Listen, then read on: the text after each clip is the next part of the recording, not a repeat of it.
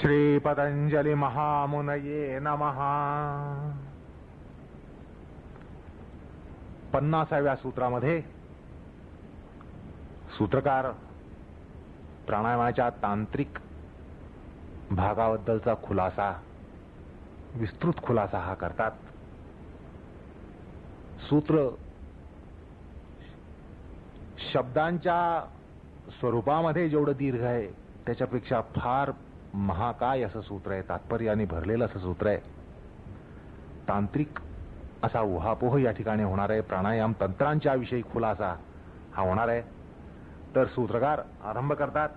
बाह्याभ्यंतर स्तंभ वृत्ती देशकाल संख्याभिः परिदृष्टो दीर्घ सूक्ष्म. हा जो प्राणायाम पूर्वसूत्रामध्ये सांगितला, विशेष प्रकारचा श्वासोश्वासामधला गतिविच्छेद म्हणून जो सांगितला, तो विशेष म्हणजे काय तर बाह्य वृत्ती, आभ्यंतर वृत्ती, स्तंभ वृत्ती, क्रमशः रेचक, पूरक आणि कुंभक असा त्रिविध प्राणायाम हा देशकाल संख्याभि परिदृष्ट, देशानं परीक्षित असतो, देशानं नियंत्रित असतो, नियमित असतो. तसाच कालानं परीक्षित, नियंत्रित, नियमित असतो आणि संख्येनं परीक्षित, नियंत्रित, नियमित असतो. म्हणजे त्याचं परीक्षण, नियमन, नियंत्रण हे देशतः, कालतः आणि संख्यातः असं होत असतं. आणि तेव्हा काय होतं, दीर्घ सूक्ष्म असा प्राणायाम दीर्घ आणि सूक्ष्म होतो. अशा प्रकारे ते सूत्र सांगतात. काय सूत्र ऐका पुन्हा. जो प्राणायाम पूर्वसूत्रामध्ये सांगितला तो बाह्यवृत्ती, अभ्यंतर वृत्ती तथा स्तंभ वृत्ती असा त्रिविध प्राणायाम देशानं परीक्षित, कालानं परीक्षित, संख्येनं परीक्षित होतो तेव्हा, किंवा नियंत्रित होतो किंवा नियमित होतो तेव्हा दीर्घ सूक्ष्म असा होतो. म्हणून ते म्हणतात बाह्याभ्यंतर स्तंभ वृत्ती देशकाल संख्याभिः परिदृष्टो दीर्घ सूक्ष्म. या सूत्राद्वारा प्राणायामाचं तांत्रिक लक्षण, त्याचं स्वरूप आणि पूर्णपणे खुलासा हा दिलेला आहे. प्राणायामामध्ये श्वास सोडण्याची जी रेचक क्रिया, त्यामध्ये श्वासाचं बाह्य निष्क्रमण असतं. त्यामुळे त्याला बाह्य वृत्ती असं म्हटलेलं आहे. श्वास बाहेर जातो तो उच्छ्वास, त्याचं बहिर निष्क्रमण होतं, बहिर्क्रमण होतं, म्हणून त्याला बहिर्वृत्ती अशी तांत्रिक संकल्पना शास्त्रकार देतात. तो बाह्यवृत्ती प्राणायाम आहे. तर श्वास घेण्याची क्रिया जी आहे त्यामध्ये श्वासाचं अंतरागमन होत असतं, आगमन होतं, अंतरंगामध्ये आगमन होतं, कौष्ठ्यामध्ये आगमन होतं, ग्रहण होतं, आचमन होतं. म्हणून त्याला अभ्यंतर वृत्ती असं म्हटलेलं आहे. आपण श्वास घेतो म्हणून त्याला अभ्यंतर वृत्ती असं शास्त्रकार म्हणतात. तर कुंभकामध्ये प्राणक्रिया ही निलंबित होते आणि म्हणून त्यामध्ये निरोध असल्या कारणानं त्याला स्तंभ वृत्ती असं म्हणतात. अर्थात श्वास घेण्याची क्रिया ज्याला पूरक म्हणतात, त्यामध्ये प्राणशक्ती ही नासिकापुटाद्वारा अंतर्गमन करते आणि ही प्राणशक्ती जी अभ्यंतर वृत्ती ठरते. तर उलट उच्छ्वास काळी प्राणशक्ती नासिकापुटाद्वारा बहिर्गमन करत असल्यानं प्राणशक्तीची बाह्यवृत्ती ठरते. तर कुंभककाळी प्राणशक्ती स्तंभित होत असल्यानं त्याला स्तंभ वृत्ती अशा प्रकारे अत्यंत योग्य अशी तांत्रिक संकल्पना सूत्रकार सांगतात. बाह्य अभ्यंतर स्तंभ वृत्ती, अर्थात बाह्यवृत्ती, अभ्यंतर वृत्ती आणि स्तंभ वृत्ती. सूत्रकारांनी बाह्यवृत्ती, अभ्यंतर वृत्ती, स्तंभ वृत्ती असा जो क्रम सांगितलाय, सूत्राकडे बघा.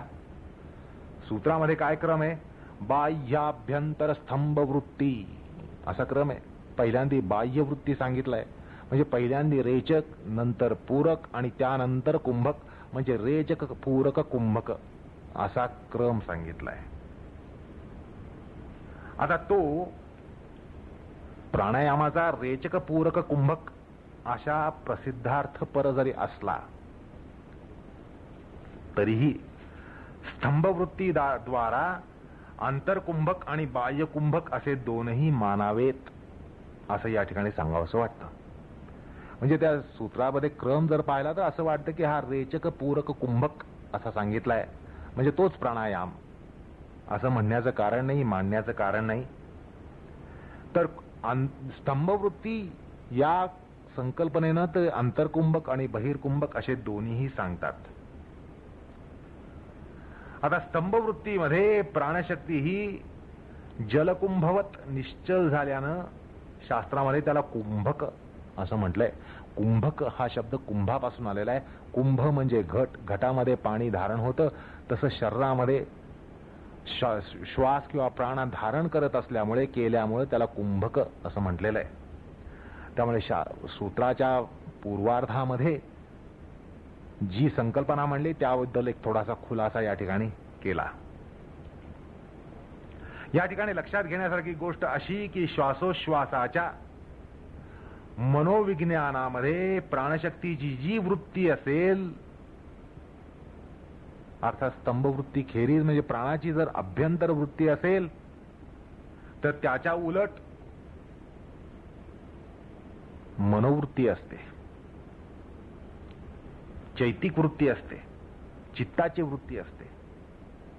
म्हणजे प्राणशक्तीच्या बाह्यवृत्तीत चित्ताची अंतर्वृत्ती, प्राणशक्तीच्या अंतर्वृत्तीत चित्ताची बाह्यवृत्ती असं संभवतं. हा प्रकार का असा का? तर असं आहे की एखाद्या वाहनातून आपण ज्या वेळेला जातो, प्रवास करतो, वाहनातून जाताना दक्षिणोत्तर प्रवास करताना सभोवतालचा भाग, झाडी हे विरुद्ध दिशेने पळत असल्याचं आपल्याला जाणवतं. ते उत्तरेकडून दक्षिणेकडे धावतात असं आपल्याला जाणवतं. आपण दक्षिणेकडून उत्तरेकडे जात असतो. तसंच या ठिकाणी प्राणाची वृत्ती आणि चित्तवृत्ती ह्यांच्यामधला फरक हा लक्षात घेतला पाहिजे. सर्वसामान्यपणे प्राणाची वृत्ती बहिर्वृत्ती असते, त्याला चित्ताची अंतर्वृत्ती असते. प्राणाची अंतर्वृत्ती असते, त्याला चित्ताची बहिर्वृत्ती असते. तर psychological regression in physical progression असं या ठिकाणी म्हणता येईल. तर असं आहे की प्राणायाम म्हणजे प्राणस्य आयाम, म्हणजे प्राणाचं नियमन, प्राणाचा निरोध, प्राणाचं नियमन असा या ठिकाणी अर्थ आहे. अर्थात कुंभक जो आहे तो प्राणायाम आपल्याला स्पष्टपणे जाणवतो, कारण त्यामध्ये प्राणाचा रोध असतो, प्राणाचं रोधन असतं, प्राणाचं नियमन असतं. प्राण हा स्तंभित केलेला असतो. पण हा प्राणस्य आयाम, हा प्राणायाम हा पूरक आणि रेचक या द्विविध प्राणायामामध्ये सुद्धा असतो. तो अशा प्रकारे की ज्या वेळेला पूरक चालू असतो त्यावेळेला रेचकाचं निरोधन असतं. रेचक हा आयामित असतो, रेचकावर नियंत्रण आलेलं असतं. रेचक हा रोधित असतो. त्यामुळे पूरक प्राणायाम करताना रेचक प्राणायाम युगपत संभवत नाही आणि रेचक प्राणायाम करताना पूरक प्राणायाम युगपत संभवत नाही. त्या अर्थी पूरक करताना रेचकाचा निरोध असतो, रेचक असताना पूरकाचा निरोध असतो. त्यामुळे दोन्हीमध्ये निरोध अनुस्यूत असल्याने, प्राणायामाचा अर्थ निरोध असल्यानं, प्राणाचा निरोध असल्यानं तीनही प्राणायाम ठरतात. हा तांत्रिक मुद्दा लक्षात आला का? की कुंभक म्हटल्यानंतर प्राणस्य आयाम, प्राणायाम या नात्यानं कुंभकामध्ये प्राणाची गती रोधित झालेली असती. त्यामुळे तो प्राणायाम असतो हे आपल्याला सहज पटतं. प्राणाचं रोधन असतं त्या ठिकाणी, प्राणाचा निरोध असतो. पण त्याच पार्श्वभूमीवर पूरक हाही प्राणायाम ठरतो, रेचक हाही प्राणायाम ठरतो. कारण पूरक चालू असताना युगपत रेचक चालू नसतो. रेचक हा रोधित असतो, त्याचा निरोध झालेला असतो, त्याचं नियमन झालेलं असतं, त्याला थांबवलेलं असतं. तसंच रेचक चालू असताना पूरक चालू नसतो. युगपत दोन्ही काही चालू शकत नाहीत. त्यामुळे एकाच्या भावात दुसऱ्याचा अभाव असतो, एकाच्या क्रियेमध्ये किंवा आविर्भूतीमध्ये दुसऱ्याचं रोधन असतं, त्या अर्थाने तेही प्राणायाम ठरतात. हाही भाग या ठिकाणी लक्षात घेतला पाहिजे. तर असं आहे की पूरक हा युगपत रेचनाभावामुळे अंतर्वृत्ती प्राणायाम ठरतो, अभ्यंतरवृत्ती प्राणायाम ठरतो. केवळ पूरणामुळे प्राणायाम ठरत नाही. तुम्ही पूरक करताना पूरकामध्ये काही नियंत्रण आणलं म्हणून तो प्राणायाम ठरत नाही, तर पूरकामध्ये पूर्ण क्रिया चालू असताना युगपत रेचन क्रिया थांबलेली असते, त्या ठिकाणी त्याचं रोधन असतं म्हणून तो प्राणायाम असतो. आणि तसाच प्रकार रेचकाचाही आहे. रेचकामध्ये तुम्ही नियंत्रण आणलं म्हणून तो प्राणायाम ठरत नाही, तर रेचक करताना पूरकाला स्तंभित केलंय, पूरकाला रोधित केलंय, पूरकाला थोपून धरलंय, पूरकाचा निरोध केलाय, त्या अर्थाने रेचक हा प्राणायाम ठरतो. तर पूरक प्राणायाम ठरण्याचं कारण रेचक नसतो. रेचक हा प्राणायाम ठरण्याचं कारण युगवत पूरक नसतो. म्हणून तीनही प्राणायाम ठरतात. हा एक तात्विक मुद्दा लक्षात घेतला पाहिजे. म्हणजे असं आहे की in the inhalation there is total restraint of exhalation during the inspiration, and due to this connection of concomitance of restraint of condition, it is pranayam. That means म्हणजे पूरक चालू असताना त्या ठिकाणी रेचकाचा रिस्ट्रेंट असतो, त्याचा निरोध असतो, आणि रेचक चालू असताना पूरकाचा रिस्ट्रेंट असतो किंवा निरोध असतो, त्यामुळे ते प्राणायाम ठरतात. अशा प्रकारे थोडासा एक तात्विक खुलासा या ठिकाणी देऊन जावंसं वाटतं. थोडा खुलासा द्यायचा म्हणजे पूरक हा प्राणायाम ठरत नाही की ज्यामुळे पूरकामध्ये नियंत्रण असतं. पूरक हा पूर्ण क्रियेमध्ये काही आपण नियंत्रण आणल्यामुळे तो प्राणायाम ठरत नाही, तर रेचनाचं स्तंभन झाल्यामुळे, रेचन निरोध झाल्यामुळे तो प्राणायाम ठरतो. तसंच रेचक प्राणायाम जो असतो त्याच्यामध्ये तुम्ही रेचकामध्ये काही नियंत्रण आणता, त्यामुळे तो प्राणायाम ठरत नाही, तर पूरकाचं त्या ठिकाणी नियंत्रण झालं असतं, पूरकाचं रोधन झालं असतं, निरोध झाला असतो, म्हणून तो प्राणायाम ठरतो. अर्थात एका काळी दुसऱ्याचा अभाव असतो. पूर्ण काळी रेचनाचा अभाव, रेचन काळी पूर्णाचा अभाव, ह्यामुळे ते प्राणायाम ठरतात. त्यातल्या निरोधामुळे ते प्राणायाम ठरतात. अर्थात श्वासामध्ये प्रश्वासाचा निरोध आणि प्रश्वासामध्ये श्वासाचा निरोध हा संभवल्यानं उभयतः प्राणायाम ठरतात. म्हणजे प्राणायामाचा प्रसिद्धार्थ जो आहे तो सुद्धा या ठिकाणी लावून पूरक रेचक हे सुद्धा प्राणायाम कसे ठरतात याविषयी आपण खुलासा पाहिलाय. अर्थात कुंभकाचे प्राण आयाम परत्व हे वादातीत आहेच. म्हणजे कुंभकामध्ये प्राणायाम कसा संभवतो याविषयी शंकाच घेता येत नाही. त्यात नियंत्रण आहेच, नियंत्रण आहे, निरोध आहे, म्हणून प्राणायाम आहेच. त्यामुळे कुंभकात प्राणायाम कसा हा प्रश्न या ठिकाणी निघतच नाही. पण पूरकात प्राणायाम कसा किंवा रेचकात प्राणायाम कसा हा प्रश्न निघू शकतो. कारण प्राणायामाचा मुख्य अर्थ रेचक कुंभक परक आहे असं आपण अनेक वार पाहिलेलं आहे, शास्त्राने अनेक वार सांगितलेलं आहे.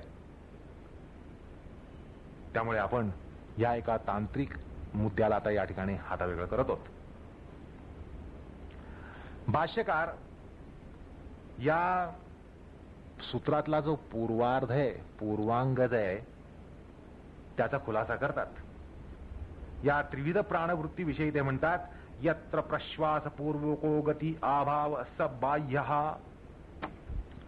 म्हणजे ज्या ठिकाणी प्रश्वासपूर्वक म्हणजे प्रश्वास कारण श्वासाची गती अवरोधित होते, निरोधित होते, स्तंभित होते, थांबते, ती बाह्यवृत्ती प्राणायाम ठरते. यत्र श्वासपूर्वको गत्याभावस अभ्यंतरः. म्हणजे श्वासपूर्वक श्वासकारण प्रश्वासाची गती जी अवरोधित होते, निरोधित होते, तो अभ्यंतर प्राणायाम असतो, असा खुलासा ते करतात. अर्थात या खुलाशाला पूर्वपीठिका म्हणून आपण थोडासा विचार आत्ता केलाच. त्यावरून पूरक हा प्राणायाम कसा, रेचक हा प्राणायाम कसा हे आपण या ठिकाणी लक्षात घेतलं. भाष्यकारांचं सुद्धा तेच मत आहे आणि त्या मताच्या अनुषंगानं आपण थोडी पूर्वपीठिका पाहून व्यास भाष्य पाहिलं. आता या भाष्यपंक्तीमध्ये श्वासामध्ये प्रश्वास निरोधव्यत्व आणि प्रश्वासामध्ये श्वास निरोधव्यत्व असल्या कारणानं दोन्ही प्राणायाम ठरत असतात असा शास्त्राभिप्राय, शास्त्राचा अभिप्राय हा खुलासा भाष्यकार देतात. आणि ते दाखवण्यासच ते गत्याभाव या पदाची योजना करतात. भाष्याकडे पाहिलं तर गत्याभाव, गती अभाव असं त्यांनी म्हटलेलं आहे असं लक्षात येतं. त्यानंतर तिसरा प्राणायाम जो आहे तो स्तंभवृत्ती, त्याचा निर्देश करताना तृतीय हा स्तंभवृत्ती यत्र उभय अभाव सकृत प्रयत्नात भवती. ते म्हणतात की तिसऱ्या प्रकारामध्ये उभयांचा, दोघांचा, उभयतांचा म्हणजे बाह्याभ्यंतर वृत्तींचा अभाव हा एका प्रयत्नानं, सकृत प्रयत्नात, एका प्रयत्नानं, प्रयत्न विशेषतेनं होतो असं ते म्हणतात. म्हणजे बाय सिंगल एफर्ट हा एका प्रयत्नानं, सकृत प्रयत्नात, एका प्रयत्नानं, प्रयत्न विशेषतेनं होतो असं ते म्हणतात. म्हणजे बाय सिंगल एफर्ट, अर्थात सगळ्या प्रकारचे कुंभकाला लागणारे जे नियंत्रण, त्याच्या प्रक्रिया, तांत्रिक प्रक्रिया या सगळ्या युगपत किंवा विशिष्ट क्रमानं व्हाव्या लागतात आणि त्याच्यात एक प्रयत्नानं ते व्हाव्या लागतात. एका प्रयत्नात अनेक घडामोडी घडून श्वास रोधित करायचा असतो. केवळ नाक दाबून श्वास थांबवायचा नसतो. एका प्रयत्नात अनेक गोष्टी व्हाव्या लागतात म्हणून ते म्हणतात सकृत प्रयत्नात, by single effort. The retention is by single effort either after inspiration or expiration, and that single effort has been denoted by the word sakruta prayatnena. sakruta प्रयत्न म्हणजे हा त्याचा अर्थ आहे. हा असा स्पष्ट निर्देश करण्याचं कारण का, तर केवळ कुंभकामध्ये सकृत प्रयत्नेन असा प्रकार नसतो, तर तो सकृत आरब्ध म्हणजे प्रयत्न निरपेक्ष असतो. केवळ कुंभक प्रयत्न निरपेक्ष असतो म्हणून या ठिकाणी मुद्दाम भाष्यकारांना सांगावं लागतं की हा प्रयत्न सापेक्ष असा सकृत प्रयत्न असतो. अर्थात आगामी सूत्रामध्ये तो खुलासा आलेला आहे की केवळ कुंभक हा प्रयत्न निरपेक्ष असतो. आता हा कुंभकाचा म्हणजे स्तंभवृत्तीचा प्राणायाम कसा संभवतो, तर भाष्यकार फार सुंदर असं रूपक देतात, उपमा देतात. यथा तप्ते न्यस्तमुपले जलम सर्वतः संकोचम आपद्यते तथा द्वयोः युगपत अभाव इति. म्हणजे तप्त दगडावर शिंपडलेलं पाणी हे चारही बाजूनं सर्वीकडून संकोच पावतं. प्रयत्न करून बघा, एखाद्या गरम विटेवर, गरम दगडावर, गरम तव्यावर पाणी शिंपडून बघा, पाण्याचा थेंब असा संकोच पावतो. चारही बाजूनी, सर्व बाजूनी तो संकोच पावतो. तसं श्वास प्रश्वास दोन्हीही तिरोहित पाहून अभाव प्राप्त होतात. अशा प्रकारचा त्यांनी कुंभकाचा निर्देश केलाय. फार महत्वाचं रूपक आहे. नुसता श्वास थांबवायचा नाहीये, तर कसा श्वासोश्वासाचा अभाव कसा व्हायला पाहिजे याचं फार परिणामकारक वर्णन भाष्यकार करतात. यामध्ये काही तांत्रिक असं त्यांना काही सांगायचं आहे. तर एक गोष्ट या ठिकाणी लक्षात घ्या सुरुवातीला, की केवळ नळ बंद केल्याप्रमाणे श्वास बंद करायचा नाही, ब्रेक दाबल्याप्रमाणे श्वास थांबवायचा नाहीये. तर त्याला विशिष्ट असा प्रकार आहे. विशेष प्रकार जो आहे तो विशेष प्रकार या ठिकाणी ते सांगताना त्याचं वर्णन करतात. यथा त्यप्ते न्यस्तमुपले जलम सर्वतः संकोचम आपद्यते तथा द्वयोः युगपत अभाव इति. जसं तप्त दगडावर शिंपडलेलं पाणी चोहो बाजूनी सर्वीकडून संकोच पावतं, तसं श्वास प्रश्वास दोन्हीही तिरोहित पाहून अभाव प्राप्त होतात. असा एक हळुवार प्रकार असतो. असो, आतापुरतं इतकं विवरण पुरे. पुढे जर शक्य झाल्यास आपण कुंभकाचं जास्त सखोल विवरण करण्याचा प्रयत्न करूया. आता इथपर्यंत सूत्राचा जो आद्यांश आहे, प्रथमांश आहे, त्याचा विचार झाला. आद्यांश कुठला? सतुबाह्याभ्यंतर स्तंभवृत्ती ही, हा सूत्राचा पूर्वांश. आता सूत्राचा जो मध्यांश आहे तो असा की उपरोक्त प्राणायाम हा पुन्हा 3 प्रकारानं नियंत्रणाला प्राप्त होतो, परीक्षित होतो, नियमित होतो. परीक्षण व्हायला पाहिजे, नियमन व्हायला पाहिजे, नियंत्रण व्हायला पाहिजे. ते देशतः, कालतः आणि संख्यातः. तो कशा प्रकारे परीक्षणाला प्राप्त होतो, प्राण कशा प्रकारे परीक्षणाला प्राप्त होतो, आणि परीक्षण झाल्याशिवाय नियमन होऊ शकत नाही, नियमन आल्याशिवाय नियंत्रण होऊ शकत नाही. त्या संदर्भामध्ये खुलासा देताना सूत्रकारांच्याच भाषेत त्यांनी परिदृष्ट अशी संकल्पना मांडलेली आहे. म्हणजे are regulated by in a tripartite manner. अशा प्रकारे नियमन हे 3 गोष्टींनी त्या ठिकाणी होत असतं. अर्थात अनेक वार सांगितल्याप्रमाणे केवळ नाकदाबी नाहीये, नळ बंद करण्याचा प्रकार नाहीये, स्विच बंद करण्याचा प्रकार नाहीये. तर हे जे नियमन होतं ते परीक्षणाद्वारा होतं. त्यामुळे पहिल्यांदी परीक्षण हे प्राणायामाच्या साधकांनी करायला पाहिजे. श्वासोश्वासाच्या गतीमध्ये गती चालू असताना त्याचं परीक्षण हे करणं महत्वाचं असतं. परीक्षण केल्यानंतर त्याच्यावर नियमन करता येतं, नियमन केल्यानं नियंत्रण करता येतं. तर देशाने परिदृष्ट म्हणजे देशानं नियमन प्राप्त, कालानं परिदृष्ट म्हणजे कालानं नियमन प्राप्त, संख्येनं परिदृष्ट म्हणजे संख्येनं नियमन प्राप्त. अशा प्रकारे ते खुलासा देत आहेत. आता देशानं परिदृष्ट श्वास आणि त्याचं म्हणजे तसं परीक्षण करणं, देशतः परीक्षण करणं हे द्विविध होतं.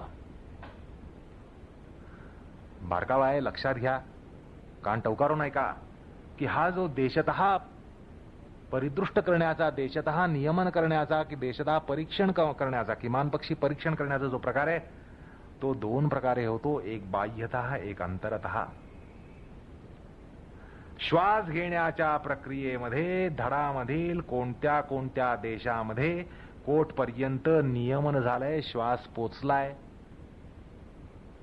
म्हणजे श्वासांतर्गत देशामध्ये जे प्रदेश येतात त्यांचं परीक्षण करणं.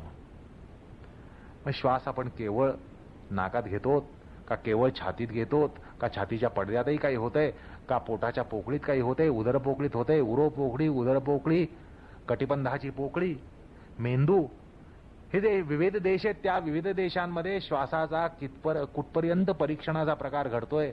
आपण केवळ त्याचं नाकामध्येच परीक्षण करतो आणि केवळ त्याचं तिथंच नियमन करतो का काय? तर देशतः नियमन हा आंतरिक जो प्रकार आहे त्यामध्ये शरीराच्या कुठल्या स्थानापर्यंत श्वासाला पोच आहे, श्वासाची शरीराशी अन्योन्य क्रिया होत आहे, हा परीक्षणाचा प्रकार या ठिकाणी महत्वाचा आहे. साधकाने त्याचं परीक्षण करायला हवं. तर तो एक प्रकार आहे. आणि बाह्य देशामध्ये जो परीक्षणाचा प्रकार आहे तो असा आहे की श्वासाची आकर्षण शक्ती, त्याचा प्रभाव किती आहे.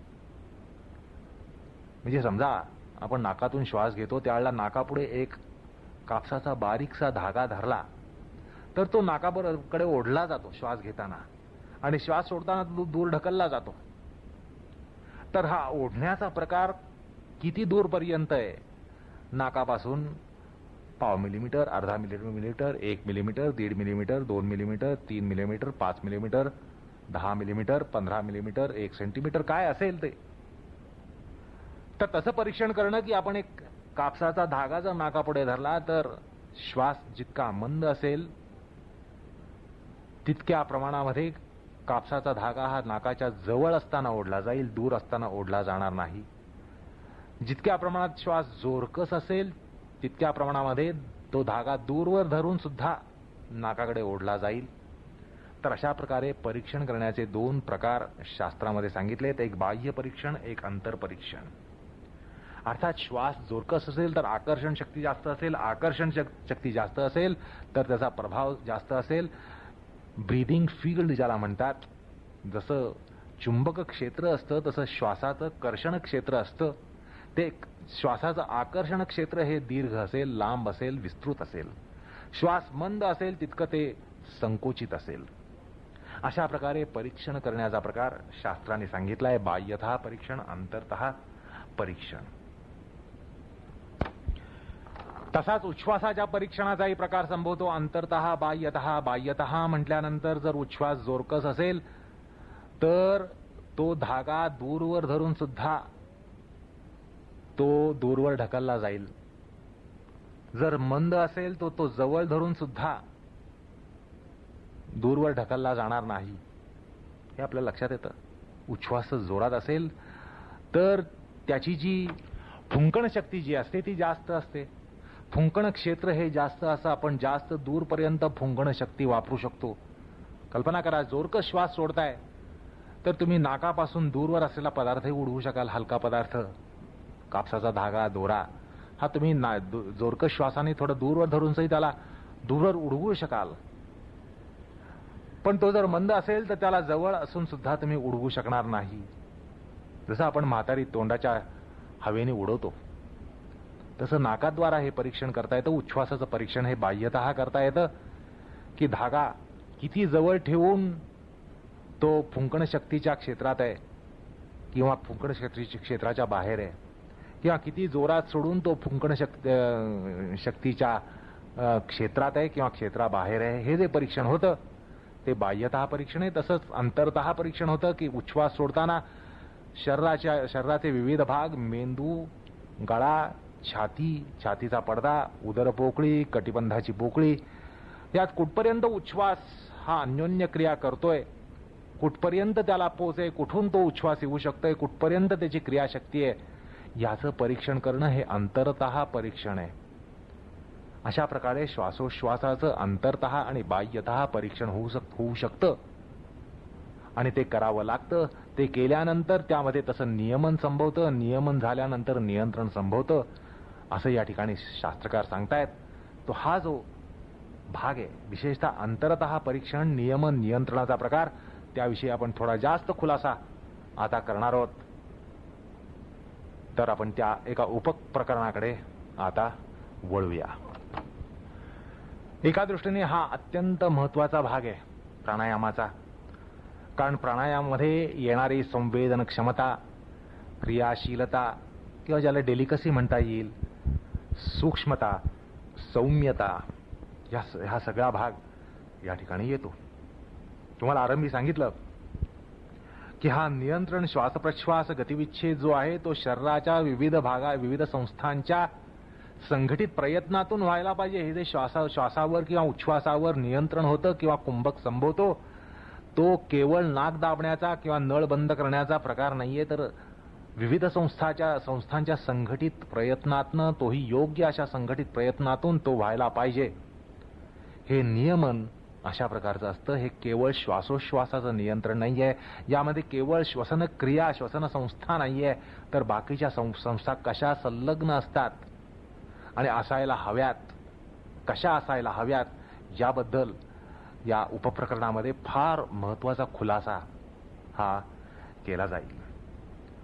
म्हणजे श्वास घेताना प्राणायाम साधकाला लक्षात येतं की या ठिकाणी शरीराच्या विविध भागांमध्ये, म्हणजे ज्याला त्वचा, उपत्वचा, स्नायू, मेद, अस्थी, मज्जा किंवा पोकळी, पेशींमधली पोकळी, पेशी केंद्रीभूत पोकळी, म्हणजे skin, flesh, muscles, bones, spaces, cavities, intracellular cavities at the nucleus of the cells, अशा प्रकारे या सगळ्या गोष्टींची जाणीव प्राणायामामध्ये होत असते. आणि शरीराचे जे विविध भाग आहेत, म्हणजे मेंदूचा भाग, चेहऱ्याचा भाग, घशाचा भाग, उराचा भाग, उदरपोकळीचा भाग, कटिबंधाचा भाग, एवढंच काय, हात, पाय, हाताची बोटं, पायाची बोटं, इथपर्यंत ही प्राणक्रिया होत असते आणि त्या सगळ्यांच्या द्वारा त्याच्यावर नियमन केलं जातं. केवळ ब्रेक दाबणं, स्विच बंद करणं हा प्राणायाम नाहीये, तर संघटित असा जो प्रयत्न शरीराच्या विविध संस्थांद्वारा होतो, विविध घटकांद्वारा होतो, त्वचा, उपत्वचा, यापासून तर त्या सगळ्याचा या ठिकाणी आपल्याला उहापोह करावा लागेल. त्यामुळे महत्वाचा भाग, ज्याला सेन्सिटिव्हिटी म्हणतात प्राणायामामध्ये, परीक्षण करण्याचं जे सामर्थ्य लागतं, सूक्ष्म अवलोकन सामर्थ्य लागतं, त्याची या ठिकाणी प्रचिती येईल. तर अशा प्रकारे हा महत्वाचा भाग या एका उपप्रकरणामध्ये येत आहे. देशतः नियमन म्हणून जे सांगितलंय त्यात प्राणायामाची फिजिओलॉजी, प्राणायामाचं शरीरविज्ञान, प्राणायामाचं मनोविज्ञान या अनेक गोष्टी त्या ठिकाणी डोकावतील. तर त्याची आपल्याला या ठिकाणी प्रचिती येईल. तर आपण त्या उपप्रकरणाकडे आता वळणार आहोत. अर्थात नव्य विज्ञानाच्या भाषेमध्ये उपक्रम असा करतो की शरीराच्या विविध स्थानांना काही नावं आहेत, जशी temporal region, nasal vocal band, thoracic band, diaphragmatic band, gastric band, pelvic band वगैरे वगैरे. त्या सगळ्यांची अन्योन्य क्रिया या ठिकाणी लक्षात घ्यावी लागते. आलं का लक्षात? नाकदाबी हा प्राणायाम नाहीये, की विविध संस्थांच्या संघटित अशा प्रयत्नानं शरीराच्या ज्या विविध संस्था आहेत त्या सगळ्या संस्थांच्या संघटित प्रयत्नामुळे कुंभक हा संभवत असतो. त्यामुळे त्वचा, उपत्वचा, स्नायू, अस्थी, विविध शरीरांतर्गत अवयव, त्यामधल्या पोकळी, या सगळ्यांची जाणीव ही व्हावी लागते. कारण त्या सगळ्यांचा संघटित प्रयत्न व्हावा लागतो म्हटल्यानंतर त्याच्यासाठी जाणीव ही व्हायला लागते, ज्याला फिजिओलॉजिकल कॉन्शियसनेस म्हणतात. तो त्या ठिकाणी साधकाला पहिल्यांदी प्राप्त करून घ्यावा लागतो. त्यामुळे श्वासोश्वासामध्ये त्या शरीराच्या संस्थेमध्ये जे परिणाम होतात ते हेरता येतात, आणि ते हेरता आल्यानंतर त्यांची जाणीव झाल्यानंतर त्याच्यामध्ये नियंत्रण हे संभवू शकतं. अर्थात त्याला सूक्ष्म असं अवलोकन सामर्थ्य लागतं, क्षमता लागते, आणि ती काय प्रकारची असते, कशा प्रकारची असते, त्याची प्रचिती या ठिकाणी आता येईल. तर हा महत्वाचा भाग या उपप्रकरणामध्ये येते. या ठिकाणी देशतः नियमन, देशतः परीक्षण, त्यानंतर नियमन आणि नियंत्रण म्हणून जो प्रकार आहे, त्यात परीक्षणासाठी संवेदन क्षमता लागते. तर त्यामुळे देशतः नियमन म्हणून किंवा नियंत्रण म्हणून ज्यावेळेला सूत्रकार सांगतात त्यावेळेला ध्वनीत असं असतं की पहिल्यांदी देशतः श्वासोश्वासाचा जो परिणाम असतो, प्राणायामातल्या श्वासोश्वासाचा जो परिणाम असतो, त्यासाठी तो समजून घेण्यासाठी संवेदन क्षमता ही आवश्यक असते. अर्थात प्राणायामाची फिजिओलॉजी म्हणून जी आहे ती या ठिकाणी लक्षात घेणं महत्वाचे आहे. ते जे उपप्रकरण आहे त्याकडे आपण आता वळणार आहोत. तर या ठिकाणी प्रास्ताविक म्हणून सांगतो की शरीराच्या विविध पट्ट्यांना या ठिकाणी नावं आहेत. जसं मेंदुस्थ प्रदेश, चेहऱ्याचा प्रदेश, किंवा टेम्पोरल फेशियल रिजन, म्हणजे श्वासोश्वास घेताना त्या ठिकाणी काहीतरी परिणाम होत असतो. त्यानंतर vocal region, thoracic region, diaphragmatic region, gastric region, pelvic region असे शरीरामध्ये प्रांत आहेत की ज्यामध्ये आपल्याला श्वासोश्वास, विशेषतः प्राणायामातला श्वासोश्वास जो असतो त्यामध्ये त्यावेळेला होणारा परिणाम हा पहिल्यांदी परीक्षावा लागतो. म्हणजे देशतः नियंत्रण म्हणजे हे शरीरातले विविध टप्पे आहेत, विविध प्रांत आहेत. मेंदुस्थ प्रदेश, घशाचा प्रदेश, उरोदेश, छातीच्या पडद्याचा देश, त्यानंतर उदर प्रदेश आणि कटिबंधाचा प्रदेश. तर या ठिकाणी प्राणायामामध्ये अन्योन्य क्रिया होत असते. त्यामुळे विविध देश जे आहेत शरीरांतर्गत ज्या ठिकाणी श्वासोश्वासाची अन्योन्य क्रिया होते त्यामध्ये संवेदन क्षमता, जाणीव ही व्हायला पाहिजे. तो महत्वाचा जो प्रकार आहे तो आपण या ठिकाणी थोडा विचारात घेणार आहोत. असं आहे की अगदी श्वासोश्वास याचा जो फुफ्फुसाशी संबंध आहे त्याच्या संदर्भात असं या ठिकाणी म्हणता येईल की श्वास प्रश्वास प्रक्रियेमध्ये फुफ्फुस क्रमानं भरीत होतात आणि निर्भार होतात. म्हणजे श्वासाबरोबर ती भारित होतात आणि उच्छ्वासाबरोबर निर्भार होतात, हे तर आपल्याला माहिती आहे. आणि ज्या वेळेला श्वास हा उथळ असतो तेव्हा हे भारवर्धन आणि भार विमोचन हे निश्चितच सीमित असतं. आणि जर श्वास हा दीर्घ असेल, उच्छ्वास हा दीर्घ असेल, तर नैसर्गिकतः तो बृहत परिणाम असेल. म्हणजे फुफ्फुसाचं भारवर्धन आणि भार विमोचन हे दोन्ही प्रभावी असतील, बृहत परिमाणाचे असतील. आलं का लक्षात? म्हणजे ज्या वेळेला श्वासोश्वास उथळ असतो त्यावेळेला भारवर्धन आणि भार विमोचन हे जेवढं असेल त्यापेक्षा बऱ्याच पटीने भारवर्धन आणि भार विमोचन हे दीर्घ श्वासोच्छ्वासामध्ये असतं, हे आपल्याला सहज पटतं. आणि त्यामुळे मंद श्वासोश्वास किंवा दीर्घ श्वासोश्वास याचा फुफ्फुसांवर जो परिणाम होतो त्यामध्ये निश्चितच फरक असतो. अर्थात श्वसन संस्थेची क्रियाशीलत्वाची जी गोष्ट आहे ती देशपरत्वे त्यामध्ये भेदकता येते आणि त्यामध्ये न्यूनाधिक्य संभवतं. श्वासोश्वास उथळ असेल, उथळ ते दीर्घ या टप्प्यांमध्ये फुफ्फुसाची जी अन्योन्य क्रिया असेल देशतः, फुफ्फुसाचा जर भाग घेतला तर त्या ठिकाणी न्यूनाधिक्य हे संभवतं. तर असं आहे की आपण अगदी सुरुवातीलाच पाहिलं की प्राणायाम म्हटल्यानंतर त्यामध्ये शरीर संघाताचं एक संचलन असतं. शरीराच्या ज्या विविध संस्था आहेत, श्वसन संस्था, पचन संस्था, ग्रंथी संस्था, मज्जा संस्था, अभिसरण संस्था, मानसेंद्रिय संस्था, या सगळ्या संस्थांद्वारा श्वासोश्वास हा प्राणायामामध्ये केला जातो. कारण प्राणायामातला श्वासोश्वास हा नियंत्रित असतो. तर हे जे नियंत्रण असतं ते देशतः असतं,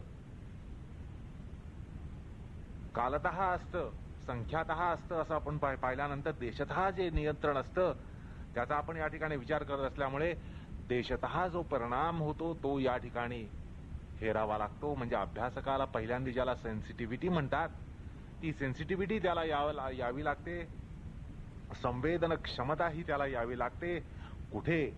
तर श्वासोश्वासाचा परिणाम ज्या ज्या ठिकाणी होत असेल त्या ठिकाणी. तर तुम्हाला या ठिकाणी सांगितलं की शरीराचे विविध टप्पे किंवा विविध पट्टे हे या ठिकाणी परिगणित केले जातात. Nasal vocal band, temporal band, nasal vocal band, thoracic band, diaphragmatic band, gastric band, pelvic band हे प्रदेश आहेत. मुखाचा प्रदेश, घशाचा प्रदेश, उरोदेश, छातीच्या पडद्याचा प्रदेश, त्यानंतर उदर प्रदेश आणि कटिबंधाचा प्रदेश. तर श्वास घेताना या देशांमध्ये कशा प्रकारे परिणाम होतो, कितपत परिणाम होतो, अगदी त्वचेपासून उपत्वचेपासून या ठिकाणी आपल्याला ज्याला पेनेट्रेशन म्हणतात तो प्रकार हा साधावा लागतो आणि त्यासाठी संवेदन क्षमता लागते. सांगायचा मुद्दा असा काही वेळेला प्राणायामामध्ये श्वास हा देशतः परितृप्त असतो. म्हणजे तो विशिष्ट देशाशी संयोजित असतो. म्हणजे त्या ठिकाणी कदाचित केवळ उरो प्रदेशाचा श्वास असेल किंवा उदर प्रदेशाचा श्वास असेल किंवा कटिबंधाच्या प्रदेशाचा श्वास असेल किंवा मुख प्रदेशाचा श्वास असेल. म्हणजे facial breathing, nasal breathing, vocal breathing, thoracic breathing, diaphragmatic breathing, gastric breathing, pelvic breathing अशा प्रकारे श्वास हा होऊ शकतो. किंवा मुख्यतः एका प्रदेशामध्ये आणि सामान्यतः इतर प्रदेशांमध्ये अशा प्रकारेही अभ्यासकाला सरावासाठी या गोष्टी कराव्या लागतात की मुख्यतः उरो प्रदेशाचा श्वासोश्वास आणि सामान्यतः इतर प्रदेशांचा श्वासोश्वास किंवा श्वासामध्ये टप्पे असणं, की पहिला टप्पा हा कटिबंधाचा, त्यानंतर उदर प्रदेशाचा, त्यानंतर छातीच्या पडद्याच्या प्रदेशाचा, त्यानंतर उरो प्रदेशाचा. तसंच उच्छ्वासाच्या बाबतीत होऊ शकतं की पहिल्यांदी मुख प्रदेशाचा, त्यानंतर घशाच्या प्रदेशाचा, त्यानंतर उरो प्रदेशाचा, त्यानंतर डायफ्रॅम छातीच्या पडद्याच्या प्रदेशाचा, त्यानंतर उदर प्रदेशाचा आणि त्यानंतर कटिबंधाचा प्रदेश.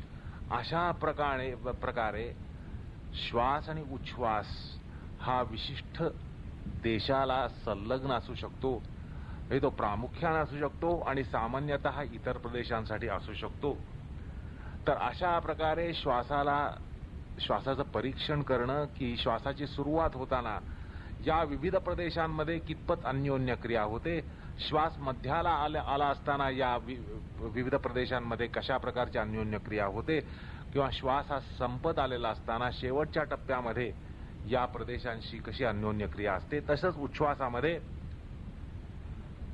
सामान्यतः सगळे देश किंवा विशेषतः एखादा देश यामध्ये सुरुवातीला उच्छ्वासाची सुरुवात होताना कुठल्या देशाशी कशा प्रकारची अन्योन्य क्रिया असते, उच्छ्वासाच्या मध्याला कुठल्या प्रदेशाशी किंवा कशा प्रकारची अन्योन्य क्रिया असते, किंवा उच्छ्वासाच्या टोकाला शेवटच्या टोकाला कुठल्या प्रदेशाशी किंवा कशा प्रकारची अन्योन्य क्रिया असते, या सगळ्या गोष्टी अवलोकन करणं आणि संवेदन क्षमता ही मिळवणं हा भाग साधकाच्या दृष्टीने महत्वाचा असतो. म्हणजे त्यानंतर त्याला विशिष्ट देशाशी किंवा देशाला परिदृष्ट असा श्वासोश्वास हा घेता येतो आणि सोडता येतो. तर अशा प्रकारे देशतः परीक्षण हा सांगण्याचा या ठिकाणी एक प्रास्ताविक भाग झाला. तर श्वासोश्वासाच्या म्हणजे दोन्ही श्वास आणि प्रश्वास या दोन्हीच्या संदर्भामध्ये देशतः परीक्षण करणं, देशतः परीक्षण केल्यानंतर त्यामध्ये नियमन आणणं, नियंत्रण आणणं, अशा प्रकारे प्राणायाम हा होत असतो. प्राणायामाचा तिसरा घटक म्हणजे कुंभक आहे. तर कुंभकाच्या बाबतीत सुद्धा असं होतं की कुंभक हा देशाने परिदृष्ट असतो. म्हणजे समजा श्वास घेऊन जो कुंभक होईल तो विशिष्ट देशात स्तंभन करेल. पण जेव्हा श्वास हा वर्ग घेतल्यानंतर कुंभक केला गेला तर स्तंभन परिणाम हा दीर्घ पल्ल्याचा किंवा व्यापक असेल. तसंच कुंभक हा घन असेल तर त्याहीपेक्षा त्याचा परिणाम वेगळा असेल. म्हणजे आपण श्वास किती घेतल्यानंतर कुंभक करतो, श्वास घेण्याचं परिमाण आणि त्यानंतर येणारा कुंभक, हा जो कुंभक आहे तो विविध परिमाणाच्या पूरकामध्ये बदलत असतो. म्हणजे त्यानंतर वर्ग, घन, अशा प्रकारे श्वास हा ज्या प्रमाणात घेतला जाईल त्या प्रमाणामध्ये कुंभक जो होईल देशतः त्याच्यामध्ये व्यापकता किंवा संकुचितपणा हा असेल. कमी श्वास घेऊन कुंभक घेतला असेल तर कुंभक हा सीमित प्रदेशाशी निगडीत असेल. जर पूरक हा जास्त घेऊन कुंभक केला असेल तर व्यापक अशा प्रदेशाशी कुंभक हा संलग्न असेल. तर हा जो भाग आहे की श्वास अधिक किंवा अधिक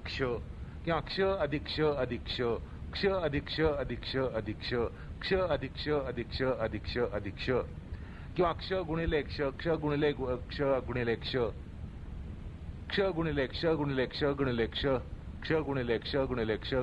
गुणिले अशा प्रकारे श्वास ज्या प्रमाणामध्ये परिमाणामध्ये घेतला जाईल त्या परिमाणाला अनुसरून कुंभक हा केला जातो. त्यामुळे पूरकाचं प्रमाण आणि त्यानंतर कुंभक हा जो असेल ज्यामध्ये जो विशिष्ट संबंध असतो तो सुद्धा कुंभकाचा देशतः परीक्षणाचा प्रकार त्या ठिकाणी संभवतो.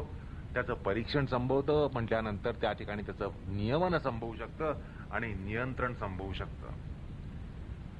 अर्थात जितक्या जास्त प्रमाणात श्वास घेतला जाईल तितक्या व्यापक प्रमाणामध्ये कुंभकाची प्रक्रिया ही लागू पडेल.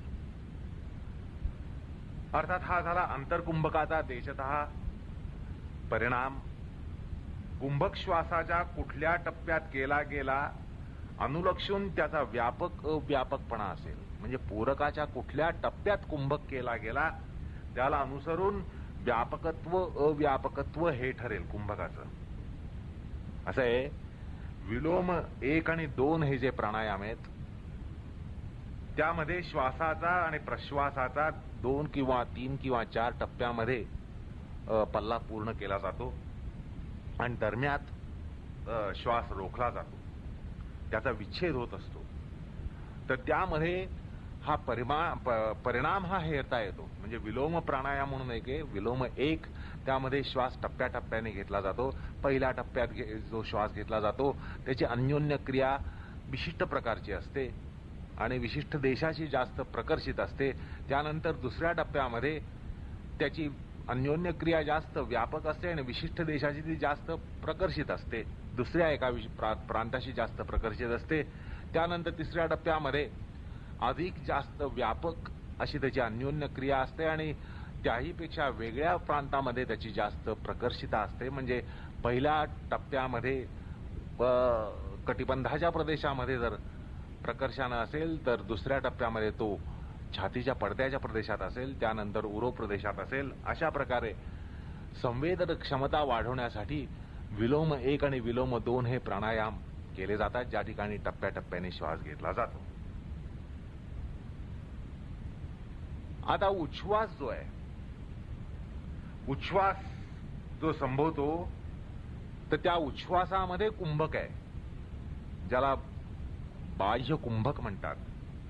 तर उच्छ्वासानंतर जो कुंभक संभवेल तो विशिष्ट देशाशी संलग्न असेल आणि विशिष्ट देशाने नियंत्रित झाला असेल.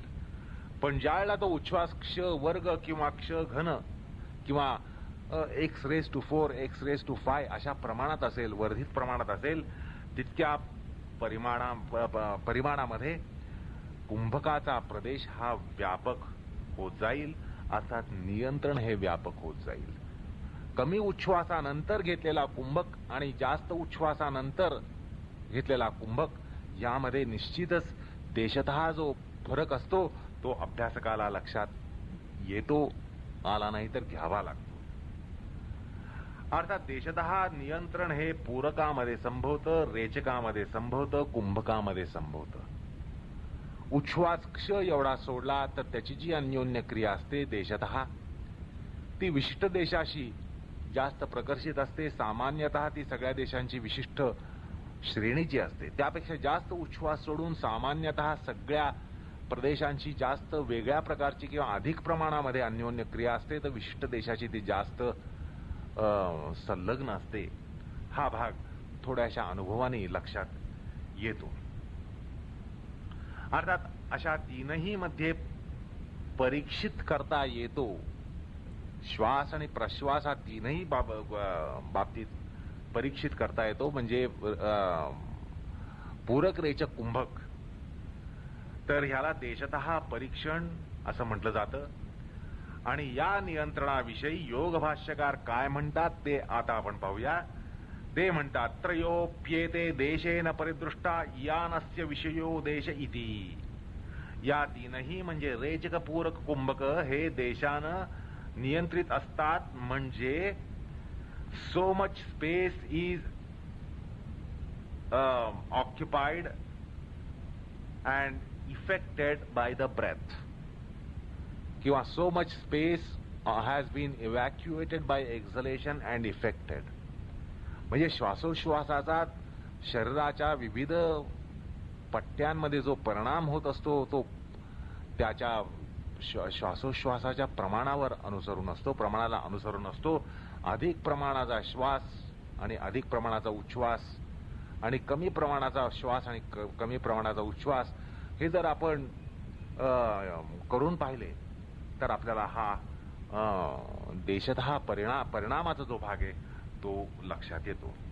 भाष्यकारांनी इयानस्य विषयः असं जे म्हटलंय ते बाह्य अशा पोकळीशी संबंधित असतं असंही म्हणता येतं. जसं नासाग्रापासून धागा 12 अंगुल वगैरे अंतरावर ठेवून परीक्षणाचा प्रकार हाही या ठिकाणी लक्षात घेतला पाहिजे. म्हणजे असं आहे की श्वास जर तीव्र घेतला असेल तर तुम्हाला सांगितलं की कापसाचा धागा हा नाकाकडे ओढला जातो, किंवा तीव्र उच्छ्वास असेल तो नाकापासून दूरवर ढकलला जातो. तर तो विशिष्ट अंतरावर ठेवून आपल्याला हा भाग परीक्षिता येतो की 10 अंगुलावर धागा ठेवलाय, 12 अंगुलावर धागा ठेवलाय, 15 अंगुलावर धागा ठेवलाय, म्हणजे 10 बोटांच्या अंतरावर, 12 बोटांच्या अंतरावर, 15 बोटांच्या अंतरावर, 20 बोटांच्या अंतरावर, अशा प्रकारे धागा आपल्याला पुढे मागे करून परीक्षण हे करता येतं. तोही भाग या भाष्यपादामध्ये सांगितला गेलेला आहे. अर्थात देशतः परीक्षणाचा परिचय हा या ठिकाणी पर्याप्त असं वाटतं. आता थोडं कालतः, या कालानं परिदृष्ट असं जे सांगितलं जातं त्याचा थोडासा परिचय या ठिकाणी करून घेऊया. तर कालानं परिदृष्ट म्हणजे कालानं नियमित झालेला प्राणायाम. म्हणजे त्या ठिकाणी क्षणगणना ही होत असते की श्वासोश्वास हा गणनेनं युक्त असायला पाहिजे, किंवा परंपरेमध्ये मात्रा गणना असा सुद्धा प्रकारे गणनेद्वारा तो परिदृष्ट केला जातो, नियमित केला जातो, नियंत्रित केला जातो. आता क्षण म्हणजे सामान्यतः चक्षुर निमेषेचा काळ भागिले 4 याला आपण म्हणजे क्षण असं मानलं जातं. क्षण हा खरं म्हणजे मोजता येण्यासारखा काळ नाहीच आहे. अत्यंत अल्प काळ, अत्यंत म्हणजे कालातीत असा काल. पण व्यवहारामध्ये क्षण हा जो म्हटला जातो तो चक्षुर निमिषाला जो वेळ लागतो, डोळे मिचकवण्याला जो वेळ लागतो, त्याच्या 1/4 वेळ ह्याला क्षण असं म्हटलं जातं. म्हणजे त्यामुळे काय होतं की बाह्यवृत्तीचा प्राणायाम अमुक इतके क्षण आणि आभ्यंतर वृत्तीचा प्राणायाम अमुक इतके क्षण आणि मग स्तंभवृत्तीचा प्राणायाम अमुक इतके क्षण, अशा पूर्व निर्धारणेनं होणारा प्राणायाम कालानं परिदृष्ट ठरेल. म्हणजे हा पूर्व निर्देशित असायला पाहिजे की इतका श्वास, इतका उच्छ्वास, इतका कुंभक, अशा प्रकारे परंपरेमध्ये तो विचार आहे. आणि त्यामुळे काय होतं की श्वासाचं दीर्घत्व आणि ह्रस्वत्व हे मोजण्यासाठी त्यात व्यतीत होणारा काल हा एक घटक असतो. म्हणजे श्वास हा दीर्घ आहे का श्वास हा ह्रस्व आहे ह्याचं मोजमाप हे करण्याचं साधन म्हणजे काल. त्यामुळे कालावर अनुसंधान ठेवणं हे साधकाला आवश्यक असतं. म्हणजे कालावर अनुसंधान म्हणजे त्या ठिकाणी त्यांनी घड्याळाकडेच बघायला पाहिजे असं नाही, पण क्षणक्रम जो आहे त्याच्यावर लक्ष ठेवलं पाहिजे. म्हणजे त्या ठिकाणी त्याला निश्चित असं अनुधारणा करता यायला पाहिजे की श्वासाच्या तुलनेनं उच्छ्वास इतका दीर्घ होता किंवा ह्रस्व होता, या उच्छ्वासाच्या तुलनेनं श्वास इतका दीर्घ होता किंवा ह्रस्व होता, किंवा कुंभक हा श्वासाच्या तुलनेनं इतका होता दीर्घ किंवा ह्रस्व. तर हा जो काल व्यतीत होतो पूरक, कुंभक, रेचक, ह्यावर अनुसंधान ठेवणं आणि त्या दृष्टीनं काहीतरी नियंत्रण असणं, मोजमाप असणं हे या ठिकाणी अपेक्षित असतं. त्याशिवाय श्वास हा दीर्घ आहे का ह्रस्व आहे, किंवा श्वासाच्या तुलनेनं उच्छ्वास दीर्घ आहे का ह्रस्व आहे, किंवा उच्छ्वासाच्या तुलनेनं श्वास हा दीर्घ आहे किंवा ह्रस्व आहे, किंवा उच्छ्वास हा दीर्घ आहे किंवा ह्रस्व आहे, किंवा कुंभक हा श्वासोश्वासाच्या तुलनेनं किती दीर्घ आहे किती ह्रस्व आहे हे कळू शकत नाही, आणि ते कळणं आवश्यक असतं. अलग लक्षात. म्हणजे असं आहे की सामान्य श्वासाला इतके क्षण लागतात तर दीर्घ श्वास म्हटल्यानंतर त्याही पेक्षा जास्त क्षण हे लागले पाहिजेत. सामान्य उच्छ्वासाला जितका वेळ लागतो त्याही पेक्षा दीर्घ उच्छ्वासाला थोडा जास्त वेळ हा लागला पाहिजे, जास्त क्षण हे त्यात जायला पाहिजेत.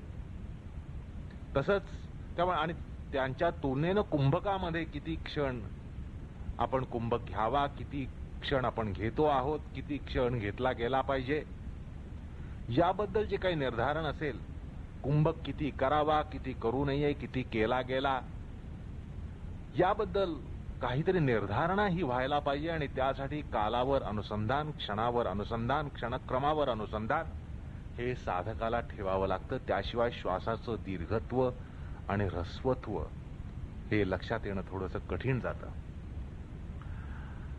म्हणजे श्वासोश्वासाचं नियंत्रण म्हटल्यानंतर मोजमाप आहे, मोजमाप आहे म्हटल्यानंतर काल आहे, इतकं साधं त्या ठिकाणी तर्क आहे. तो या ठिकाणी लक्षात घेतला पाहिजे की कालावर अनुसंधान ठेवणं हे साधकाच्या दृष्टीने महत्वाचं असतं. आणि त्याद्वारा श्वास हा कालतः परीक्षित होतो, कालतः नियमित होतो, कालतः नियंत्रित होतो.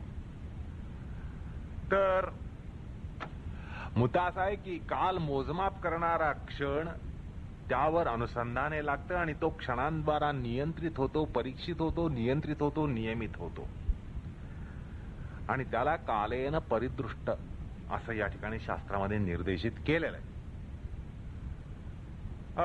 आणि याविषयी भाष्यकार म्हणतात, कालेन परिदृष्टा हा क्षणानाम इयत्ता अवधारणेन अनवच्छिन्ना इत्यर्थः.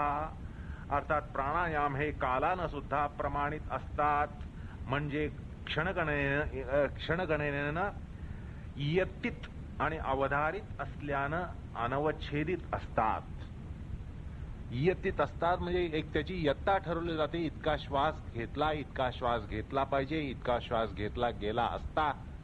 याबद्दल ही जी अनुधारण आहे, निर्धारण आहे, ती कालानुसंधानाशिवाय होऊ शकत नाही, क्षणानुसंधानाशिवाय होऊ शकत नाही. हे या ठिकाणी सांगण्याचा प्रयत्न आहे. आता या ठिकाणी अवधारणेमधले अनवच्छिन्नता त्यांनी सांगितली. हा काय प्रकार आहे? तर कालाच्या या ठिकाणी अवधारणेमधली अवच्छिन्नता सांगण्याचं कारण असं की जर 15 सेकंदाचा पूरक पूर्वनिर्धारित असेल आणि तो जर तत्पूर्वीच अवच्छिन्न होईल तर तो पूरक कालानं परिदृष्ट ठरणार नाही. भाषाकडे लक्ष दिलं का तुम्ही? पुन्हा एकदा ऐका. कालेन परिदृष्टा क्षणानाम इयत्ता अवधारणेन अनवच्छिन्ना इत्यर्थ. हा अनवच्छिन्न असं त्यांनी म्हटलं ते कशासाठी, ते काय गौडबंगाल आहे? तर त्याचा खुलासा असा की समजा की जर 15 सेकंदाचा पूरक पूर्व निर्धारित असेल आणि तो जर तत्पूर्वीच अवच्छिन्न होईल, तत्पूर्वीच पूरक संपून जाईल, तर तो पूरक कालानं परिदृष्ट ठरणार नाही. तसंच कुंभकाचं आहे. कुंभक जर 30 सेकंदाचा पूर्व निर्धारित असेल आणि तो जर तत्पूर्वीच विच्छेद पावेल तर कुंभक काळाचा पूर्व निर्धार असल्यामुळे तो अवच्छिन्न झाल्याचं कळेल. पूर्व निर्धार नसला तर उच्छ्वास रूपी गळती संभवेल. म्हणजे कुंभक केव्हा संपवावा ह्याचं जे काय गणित असतं ते केवळ कालानं निर्धारित नसतं. बाकी सगळ्या गोष्टींचा त्या ठिकाणी विचार करावा लागतो. किती कुंभक करावा, किती कुंभक करता येतो हे महत्वाचं नाहीये, किती कुंभक करावा हे प्राणायाम मध्ये महत्वाचं आहे. कारण आपण पाहिलं प्राणायाम हा चैत्तिक आहे. या ठिकाणी शक्ती प्रदर्शन नाहीये. किती वेळ श्वास धरता येईल म्हणजे काय, पोहणारे करतात कळला. पोहणारे लोक पाण्यामध्ये बुडी मारतात आणि किती वेळ बुडी मारता येईल, बुडी मारून राहता येईल अशा ह्यानी कुतूहलाने ते पाण्यामध्ये बुडी मारून राहतात. आणि ज्या वेळेला प्राण कंठात येईल त्यावेळेला एकदम वर येऊन हासफूस करून श्वास घेतात आणि सोडतात. तर हा काही प्राणायामाचा प्रकार नाही. कुंभक किती वेळ करावा, किती वेळ करता येईल हे महत्वाचं नाही, किती वेळ करावा ह्यासाठी काहीतरी मोजमाप लागतं. त्याशिवाय त्या शिकताना फेरफार करता येत नाही.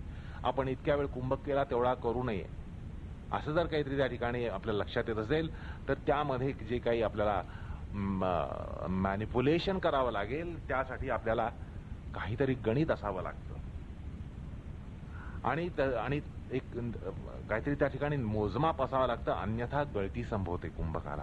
तुम्ही जर ठरवलं की 35 सेकंदाचा कुंभक करायचा आहे आणि तो जर जमत नसेल तर तुम्ही तरी करण्याचा प्रयत्न कराल तर त्या ठिकाणी गळती ही संभवणार आणि त्यामुळे त्या ठिकाणी कुठल्याही प्रकारचं निर्धारण नसणार, नियंत्रण नसणार. तर नियंत्रणासाठी कालाची अवधारणा किती महत्वाची आहे, अनुसंधान किती महत्वाचं आहे ते या ठिकाणी सांगण्याचा प्रयत्न केला भाष्यकारांनी. फार महत्वाचा खुलासा या ठिकाणी दिलेला आहे.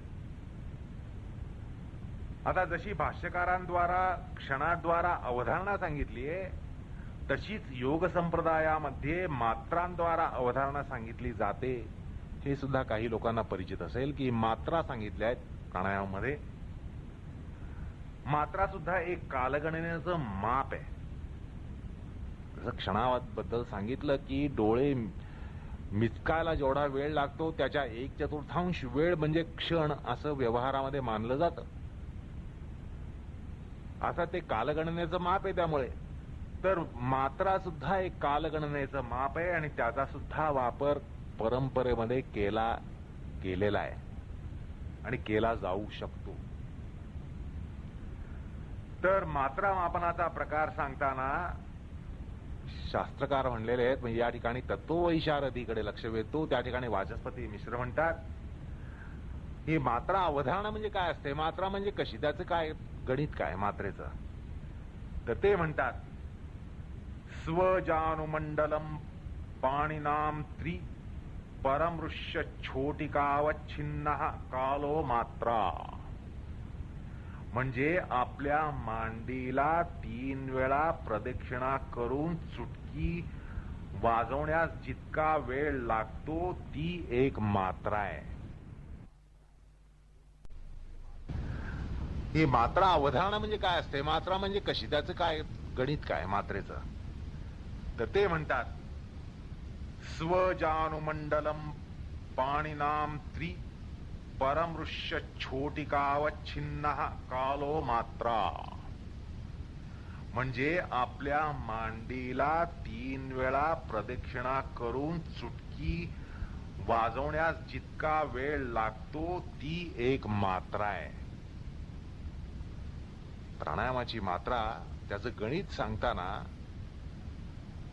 तत्ववैशारदीकार वाचस्पती मिश्र म्हणतात की आपण स्वस्तिकासन पद्मासन कुठल्या तरी बैठकीमध्ये प्राणायामाला बसतो त्यावेळेला जो गुडघा असतो, वाकलेला गुडघा असतो, त्याच्या भोवती 3 वेळा हात फिरवून एक चुटकी मारायची.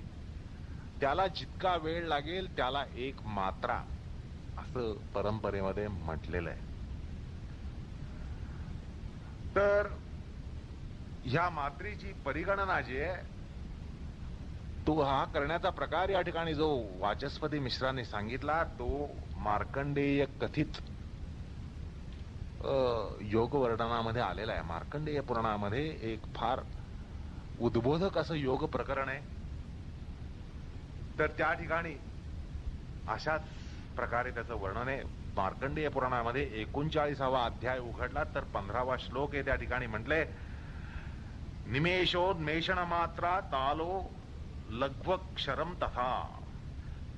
त्यांनी मात्राचं गणित वेगळ्या प्रकारे दिलेलं आहे की पापण्यांच्या उन्मेष निमेषेला एक टाळी किंवा लघ्वाक्षर उच्चारण्यास जो वेळ लागतो ती मात्रा आहे. अशा प्रकारे मात्रेचं गणित परंपरेमध्ये वेगवेगळ्या प्रकारांनी दिलेलं आहे. असं आहे की योग परंपरेमध्ये किमान 12 मात्रा या प्राणायामाच्या श्वासोश्वासात लागतात. 12 मात्रांचा प्राणायाम असावा. श्वासोश्वास जो आहे त्याला 12 मात्रा किमान लागाव्यात अशी एक अपेक्षा योगशास्त्रामध्ये आहे आणि असं परंपरेत मानलं जातं. महर्षी मार्कंडेय याचा निर्देश करताना म्हणतात प्राणायामस्य संख्यार्थ स्मृतो 12 मात्रिका. 39व्या अध्याय मधला 15वा श्लोक आहे त्या ठिकाणी. तर त्या ठिकाणी असं म्हटलेलं आहे की किमान 12 मात्रांचा श्वास हा प्राणायामामध्ये असावा. अर्थात हे जे गणित आहे हे गणित अस्खलित योग साधना करणारे, योग जीवन जगणारे त्यांच्यासाठी आहे. साधकाने उगीच या ठिकाणी अट्टाहासानं आग्रहानं हे या मात्रा सांभाळण्याचा प्रयत्न करू नये. त्यासाठी जीवन प्रणाली, आहार विहार, आचार विचार हे सगळे योगानुकूल योगशास्त्राने सांगितल्याप्रमाणे असावे. सगळी पथ्यपाणी पाळल्यानंतर या ठिकाणी असं एक अपेक्षित आहे, it is recommended, it is not mandatory, असं अपेक्षित आहे की एवढ्या म्हणजे 12 मात्रांचा प्राणायाम हा असावा. अर्थात तुम्हा आम्हा ऐहिक जीवन जगणाऱ्यांसाठी नाहीये, तर जे योगी आहेत, योग साधना करतात, योगिक जीवन जगतात, योगाच्या तत्वांवर ज्यांचं जीवन उभं आहे त्यांच्यासाठी शास्त्र असा एक निर्देश करून जातं की तुम्हाला त्याचं एक गणित असायला पाहिजे की आपल्याला प्राणायाम कितपत जमला पाहिजे. तर त्यामुळे त्यांनी तसा एक शास्त्रामध्ये निर्देश केलेला आहे. विज्ञान भिक्षूंनी मात्राविषयक वसिष्ठ, याज्ञवल्क्य प्रभृतींचा सुद्धा अभिप्राय सांगितला आहे, तो आपण लक्षात घेतला पाहिजे. पूर्वाचार्यांनी या ठिकाणी काय सांगितलंय त्याचा आपण या ठिकाणी विचार घेणं, अभ्यासकांनी विचार घेणं हे या ठिकाणी अपेक्षित आहे. तर त्यांच्यानुसार म्हणजे वसिष्ठ, याज्ञवल्क्य जे योगी आहेत, ऋषी आहेत, त्यांच्यानुसार प्रणवादी सुद्धा मात्रा ठरतात. त्यांनी प्रणवाला मात्रा म्हटलेलं आहे.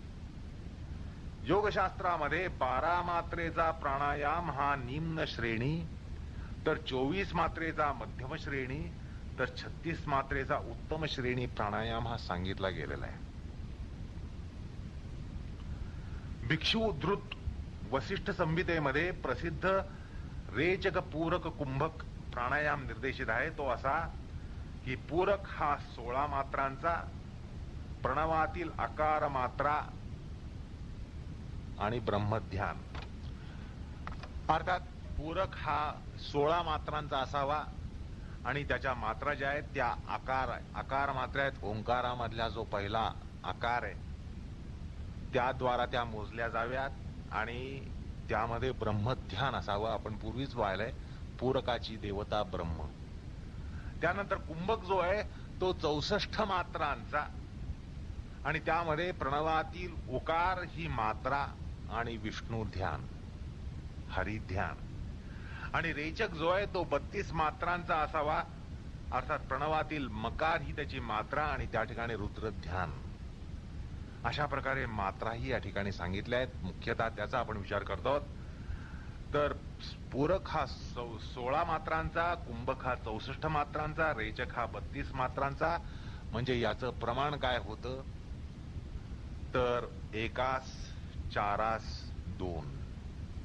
1 पूरक असेल तर 4 कुंभक आणि 2 रेचक असं हे प्रमाण असावं, असं संप्रदायामध्ये परंपरेने सांगितलेलं आहे. असो, मात्रांवरून प्राणायामाचे प्रकार काही पडतात. ते म्हणतात ते म्हणजे समवृत्ती प्राणायाम, विषमवृत्ती प्राणायाम. आणि संप्रदायामध्ये ते प्रचलित आहेत. समवृत्ती प्राणायाम, विषमवृत्ती प्राणायाम असे संप्रदायामध्ये प्रचलित आहेत. समवृत्ती प्राणायाम म्हणजे पूरक, कुंभक, रेचक यांचं सारखं समप्रमाण आणि विषमवृत्ती प्राणायाम म्हणजे त्यांचं विषम प्रमाण. म्हणजे आता पाहिल्याप्रमाणे 1 4 2 किंवा 1 कुठलंही प्रमाण ते वेगळं असतं. 1 2 3, 1 3 2, 1 3 2 वगैरे कसेही वेगवेगळ्या प्रमाणांमध्ये तो प्रकार होऊ शकतो. त्याला विषमवृत्ती प्राणायाम म्हणतात. पण जो समवृत्ती प्राणायाम असतो तो 1 1 अशा समप्रमाणातच असतो, असं या ठिकाणी अभ्यासकांना लक्षात घेतलं पाहिजे. असो, तर या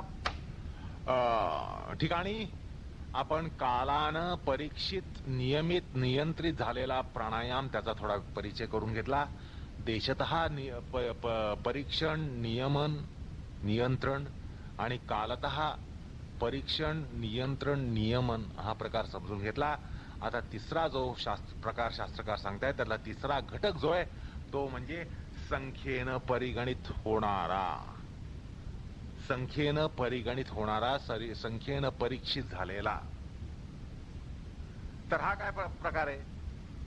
तर प्राणायामाची अमुक इतकी पूर्व निर्धारित आवर्तन करीन असा निर्धार जो असतो तो संख्यातः नियंत्रणाचा प्रकार आहे. मुख्य गोष्ट ही लक्षात घ्या, प्राणायामाचं एक आवर्तन नसतं. म्हणजे एक दीर्घ श्वास घेतला, एक दीर्घ वेळपर्यंत कुंभक केला आणि एक दीर्घ असा श्वास सोडला आणि त्याच्यानंतर भाता, त्याच्यानंतर दमछाट. असं म्हणजे हा शक्ती प्रयोगाचा, शक्ती प्रदर्शनाचा प्रकार नाहीये की मी किती दीर्घ वेळपर्यंत श्वास घेऊ शकतो, किती दीर्घ वेळपर्यंत श्वास रोखू शकतो आणि किती सावकाश गंभीरपणे दीर्घ असा श्वास सोडू शकतो आणि त्यानंतर किती दीर्घ काळ मी थांबू शकतो. हा प्राणायाम नसतो. एका आवर्तनानं प्राणायाम होत नाही हे या ठिकाणी स्पष्टतः निर्देशित आहे.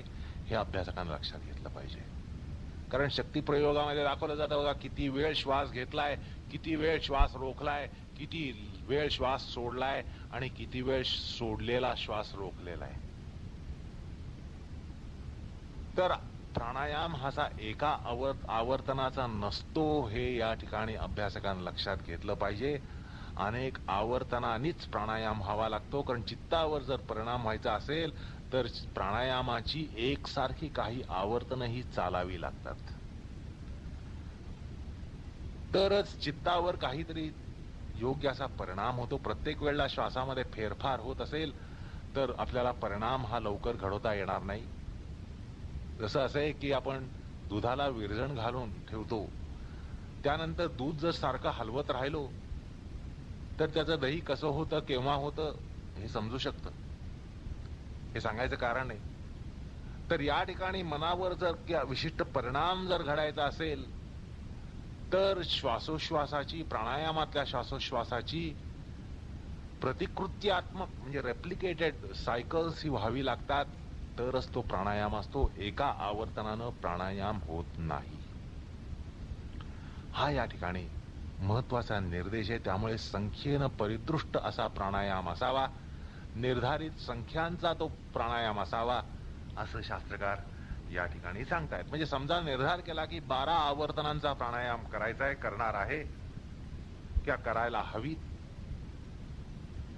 तर त्या 12 आवर्तनांचा प्राणायाम ह्याला एक उद्घात असं शास्त्रामध्ये म्हणतात.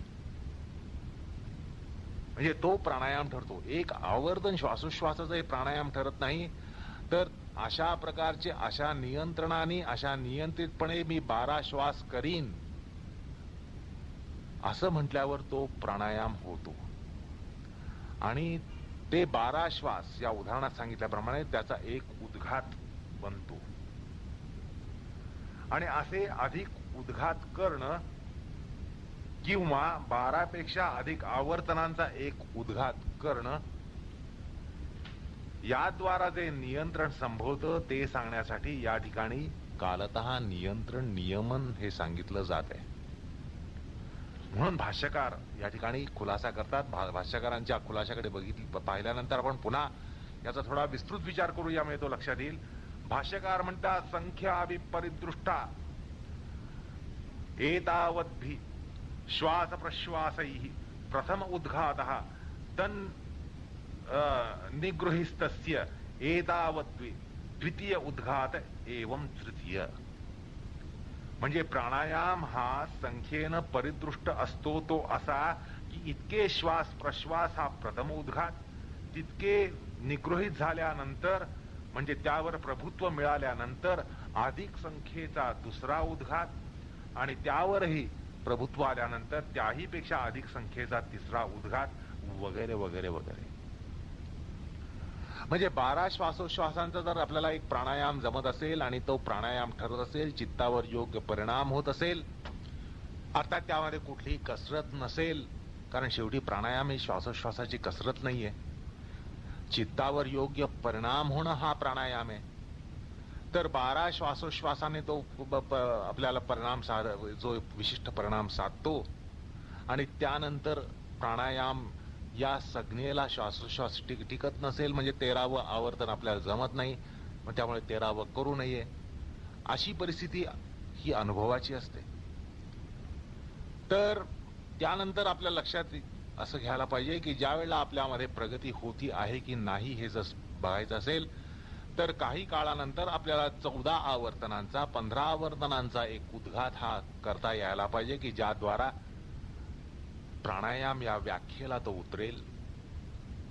किंवा आपल्याला असा एक उद्घात जमत असेल एका वेळेला तर कालांतराने आपल्याला त्याचे 2 उद्घात जमायला पाहिजेत किंवा जमतात किंवा कसे, या सगळ्या गोष्टी परीक्षणार्थ असतात, परीक्षणार्ह असतात.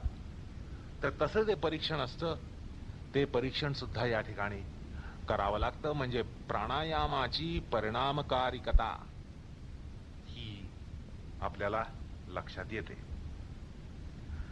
तसंच या ठिकाणी असंही म्हणता येतं की पहिला उद्घात जर अशा प्रकारचा असेल की पूरक हा अ क्षण, कुंभक हा ब क्षण, रेचक हा क क्षण, तर कालानं परिदृष्ट असून जर तशी 12 वगैरे आवर्तन होतील तर त्यावर प्रभुत्व येण्याच्या कारणानं दुसऱ्या उद्घातामध्ये त्यांची प्रमाण पूरक अ वर्ग, कुंभक ब वर्ग, रेचक क वर्ग अशा प्रकारे होऊ शकेल. अर्थात तितक्याच आवर्तन ही असताना अशा प्रकारे उद्घात हा बदलू शकतो आणि तीही प्रगती आहे. प्राणायामातला पुढला पल्ला गाठला असं त्या ठिकाणी साधकाला कळू शकतं. मग त्याच्यात जर प्रभुत्व आलं तर तिसऱ्या उद्घातामध्ये अ घन पूरक, ब घन कुंभक, क घन रेचक असं प्रमाण घेऊन जर आपल्याला प्राणायाम साधत असेल तर तो प्रगती दाखवणारा असतो. अशा प्रकारे उद्घात आणि आवर्तन हा प्रकार या ठिकाणी सांगण्याचा प्रकार शास्त्रकार करून जातात. त्यामुळे संख्येनं परिदृष्ट प्राणायाम कमी संख्या आणि काल कारणानं मृदू ठरतात. हे या ठिकाणी लक्षात घेता येतं की संख्येनं परिदृष्ट प्राणायाम जे असतात त्याच्यातून आपल्याला एक आपली वर्गवारी कळते, इयत्तीकरण कळतं की कमी संख्या आणि कमी काळ कारणानं तो मृदू ठरेल, मृदू प्राणायाम ठरेल. तर मध्यम संख्या आणि मध्यम काळ कारणानं तो मध्यम ठरेल. तर अधिक संख्या आणि अधिक काळ या कारणानं तीव्र ठरेल. अशा तऱ्हेनं आपल्याला आपली इयत्ताही ठरवता येईल. म्हणजे जर 8 आवर्तनांचा उद्घात मंद ठरत असला तर 16 आवर्तनांचा मध्यम आणि 32 आवर्तनांचा तीव्र असा ठरेल.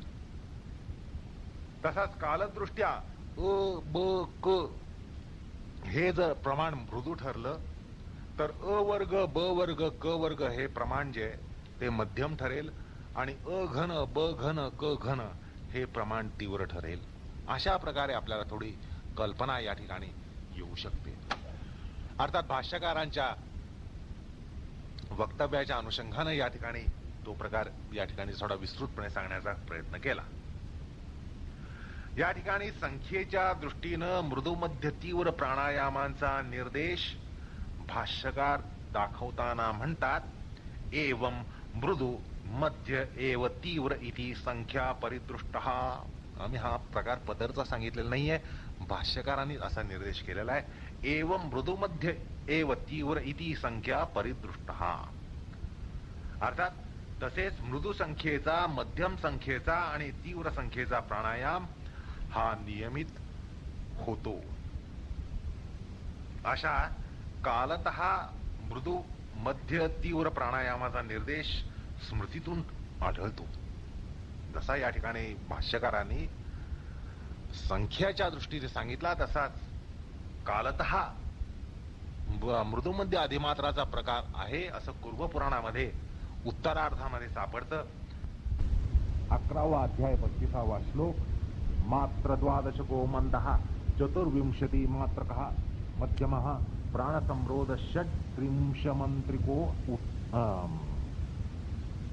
उत्तम. अशा प्रकारे म्हटलंय की 12 मात्रांचा तो मंद, 24 मात्रांचा तो मध्यम आणि 36 मात्रांचा जो तो अधिक किंवा उत्तम.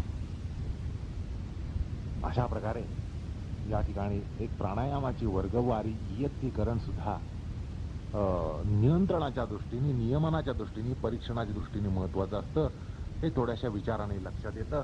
त्यामुळे तो प्रकार, गणिती प्रकार जो आहे तो या ठिकाणी सांगण्याचा प्रयत्न केला. अर्थात गणिती प्रकार या ठिकाणी सांगितला असल्यामुळे त्याच्या अनुषंगानं असंही सांगावं वाटतं की प्राणायामामध्ये भूमिती सुद्धा आहे. गणिते म्हटल्यानंतर भूमिती आहे. या ठिकाणी आपण पाहिलं देशतः प्राणायाम म्हटल्यानंतर देशामध्ये विशिष्ट प्रकारची अन्योन्य क्रिया होते. त्यामुळे प्राणायाममध्ये जॉमेट्री ज्याला म्हणतात, भूमिती ज्याला म्हणतात, ही सुद्धा असते. हे या ठिकाणी सुद्धा सांगावं वाटतं. विशेषतः प्राणायाम हा देशतः परिदृष्ट नंतर त्या ठिकाणी भूमिती आहे. शरीराच्या विविध टप्प्यांमध्ये त्याच्या अन्योन्य क्रिया होते, ती वेगवेगळ्या प्रकारे होऊ शकते. त्यामुळे त्या ठिकाणी त्याची भूमिती सुद्धा आहे असं या ठिकाणी सांगावं वाटतं. असो, तर आता आपण सूत्राच्या मध्यांशामध्ये श्वास, प्रश्वास आणि कुंभक हे परिमित करण्याचा प्रकार जो शास्त्राने त्रिविध सांगितला, देशतः, कालतः, संख्यातः, देशकाल संख्याभि परिदृष्टः, तर त्याचा या ठिकाणी परिचय करून घेण्याचा प्रयत्न केला. अर्थात हा जो परिमित करण्याचा प्रकार आहे, विविध प्रकार जे आहेत ते ऐच्छिक भेदानं या ठिकाणी सांगितले. म्हणजे केवळ देशानं परीक्षित होण्यानं किंवा केवळ कालानं परीक्षित होण्यानं किंवा केवळ संख्येनं परीक्षित होण्यानं श्वासोश्वास हा प्राणायाम ठरतो. म्हणजे तीनही गोष्टी संकलनात्मक व्हायला पाहिजे, एकत्रितपणे व्हायला पाहिजे असा दुराग्रह या ठिकाणी नाहीये.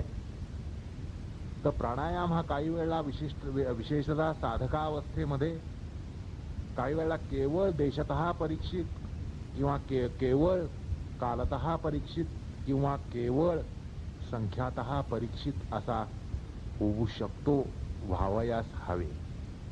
तीनही गोष्टी एकत्रपणे करण्याचा अट्टाहास साधकाने ठेवू नये. त्यामध्ये केवळ नुसता गोंधळ होईल. त्यामुळे हे तीन जे प्रकार आहेत ते ऐच्छिक आहेत, पर्यायात्मक आहेत आणि त्यांचा प्रत्येकतः अभ्यास हा साधकाने करायला हवे. म्हणजे आता सांगितल्याप्रमाणे तो केवळ कालानं परीक्षित असेल किंवा केवळ देशानं परीक्षित असेल किंवा केवळ संख्येनं परीक्षित असेल. अर्थात कारण असं आहे की शास्त्रामध्ये केवळ कालानं परिदृष्ट प्राणायाम हे प्रसिद्ध आहेत. शास्त्रामध्ये अनेक अशी, आम्ही असं का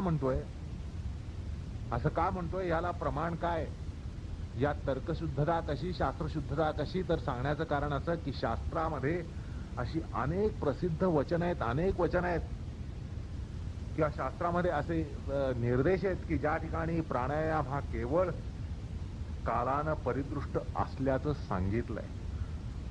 तो ज्या अर्थी केवळ कालानं परिदृष्ट असतो त्या अर्थी तो केवळ देशानं परिदृष्ट असतो आणि केवळ संख्येने परिदृष्ट असतो. एक जमलं तर चांगलं आहे, दोन जमलं तर त्याहीपेक्षा चांगलं आहे, तीनही जमले तर उत्तम आहे.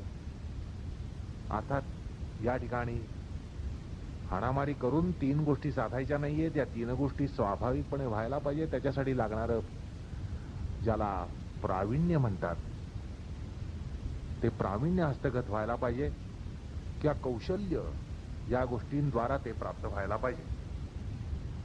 तर मुद्दा असा आहे की शास्त्रामध्ये अशी अनेक वचने आहेत की ज्या ठिकाणी प्राणायाम केवळ कालतः परिदृष्ट झाल्याचं म्हटलेलं आहे आणि जर समुच्चयानं केला तर अधिकस्तु अधिक लाभ हा न्याय लागू पडेल, हे मान्य करायलाच पाहिजे. किंवा ज्याला भूयासी भूय न्याय हा असं म्हणतात, भूयासी भूय न्याय, अशा समुच्चयाचा स्पष्ट निर्देश वार्तिकामध्ये विज्ञान भिक्षू करतात. ते म्हणतात समुच्चयानुष्ठान हेतू फलभूमा भवती. फल अधिक होतं, फलभूमा, फळामध्ये विस्तार हा होत. आणि असं नागोजी भट्ट सुद्धा त्याला पुष्टी देतात. असं होतं. कालतः परीक्षणाचा जो प्रकार आहे, तो जो भाष्यात उद्घाताचा विचार आला, त्याचा अर्थ भोजवृत्तीमध्ये निराळा आहे असं या ठिकाणी अभ्यासकाला सांगून जावं असं वाटतं. केवळ माहिती वजा या ठिकाणी एक विधान करतो. ते म्हणतात उद्घातो नाम नाभिमूलात प्रेरितस्य वायोः शिरसी अभिहननम. ते असं म्हणतात की नाभिमूलापासून प्रेरणा पाहून वायू शीर्षस्थानी टक्करणं हा उद्घात आहे. असं त्यांनी ज्याला रेंज ऑफ ब्रीदिंग म्हणता येईल, पल्ला, तसा अर्थ भोजवृत्तीमध्ये केलेला आहे. या ठिकाणी तांत्रिक प्राणायामाची छाप भोजांवर पडलेली आहे. हा सगळा तांत्रिक प्राणायामाचा प्रकार आहे. म्हणजे नाभिमूलापासून प्राण आला पाहिजे, तो शीर्षस्थानामध्ये टक्करला पाहिजे वगैरे. कुंडलिनी संप्रदायामधले तांत्रिक प्राणायाम, त्याची छाया, त्याचा प्रभाव हा भोजांवर पडलाय असं या ठिकाणी आपल्याला दिसून येतं. आणि कारण नाभी शीर्षादी हे देश जे आहेत, ते देश देशतः परीक्षणात येतात. त्यामुळे असंही म्हणता येतं की भोजांची या ठिकाणी गफलत झालेली आहे. प्राणायामाने जर नाभी आदी प्रदेश यांच्याशी काही अन्योन्य क्रिया सांगायची असेल तर ते देशतः परीक्षणामध्ये तो भाग संभवेल. तो त्यांनी उद्घातामध्ये आणण्याचं कारण नाही. उद्घातामध्ये आणलंय याचा अर्थ त्यांच्यावर जबरदस्त पगडा हा तंत्रमूलक प्राणायामाचा पडलेला आहे. त्यामुळे त्यांच्या हातनं तशा प्रकारचं निर्देशन हे झालेलं आहे. असो, आता सूत्राचा अंत्यांश जो आहे त्याचा विचार क्रमप्राप्त होतो, अभ्यसनीय ठरतो. तो अंत्यांश म्हणजे दीर्घ सूक्ष्म. हे अंतिम दल आहे, सूत्राचा अंतिम दल आहे. सूत्रोक्त प्राणायामाची फलश्रुती या ठिकाणी सांगितली आहे असंही म्हणता येतं. प्राणायाम जर तुमचा यशस्वी झाला तर तो दीर्घ आणि सूक्ष्म होतो असाही या ठिकाणी सांगण्याचा प्रकार आहे. तात्पर्य असं की वरील सर्व प्राणायाम अभ्यस्त होऊन वैशारद्य आल्यावर, म्हणजे देशतः परीक्षण, कालतः परीक्षण, संख्यातः परीक्षण, देशतः नियमन नियंत्रण, कालतः नियमन नियंत्रण, संख्यातः नियमन नियंत्रण, हे सगळे प्रकार अभ्यस्त झाल्यानंतर, वैशारद्य आल्यानंतर, प्रावीण्य आल्यानंतर, कौशल्य आल्यानंतर त्यामध्ये साहजिकच दीर्घता येते, सूक्ष्मता येते. प्राणायाम दीर्घ होतो, प्राणायाम सूक्ष्म सुद्धा होतो, किंवा त्याला दैर्घ्य आणि सूक्ष्मत्व असं म्हणता येईल, ते प्राप्त होतं. श्वासोश्वास आणि कुंभकामध्ये दीर्घत्व येतं. म्हणजे योगी हा दीर्घ पल्ल्यानं श्वास प्रश्वास कुंभक हस्तगत करतो. म्हणजे असं आहे की श्वास घेणं, सोडणं, उभयतः रोखणं हे अत्यंत दीर्घ संभवू शकतात. योगी हा सामान्यांच्या तुलनेनं अनेक पटीनं श्वासोश्वास आणि कुंभक करू शकतो. तसंच तो अत्यंत सूक्ष्म असा श्वासोश्वास करू शकतो. तो इतका सूक्ष्म की तो इतका विरळ असतो की तो त्या विरळ वातावरणामध्ये सुद्धा प्राणधारणा करू शकतो. आपण साहित्यामध्ये वाचतो, योग साहित्यामध्ये, आध्यात्मिक साहित्यामध्ये वाचतो की योगी हे हिमालयावर वास्तव्य करतात. तर हे योगी हिमालयाच्या शिखरांवर पर्वतांवर 10, 15, 20, 25 हजार फुटावर सुद्धा असतात, वास्तव्य करतात, ते काय ऑक्सिजन सिलेंडर घेऊन करतात काय? तर अत्यंत विरळ वातावरणामध्ये सुद्धा त्यांची प्राणधारणा होऊ शकते. असं आहे की ज्या ठिकाणी सामान्यांना हवेच्या पिशव्या लागतील, तसंच तो दीर्घ श्वास घेताना त्यामध्ये सूक्ष्मता नसते. कल्पना करा, दीर्घ श्वास घ्यायचा म्हटलं तर आपण जोरकस घेतो, सूक्ष्म कुठे आला? दीर्घ श्वास घ्या म्हटल्यानंतर आपण सामान्य माणसं जोरकस श्वास घेतो. म्हणजे दीर्घत्व असेल तर सूक्ष्मत्व नसतं, सौम्यत्व नसतं.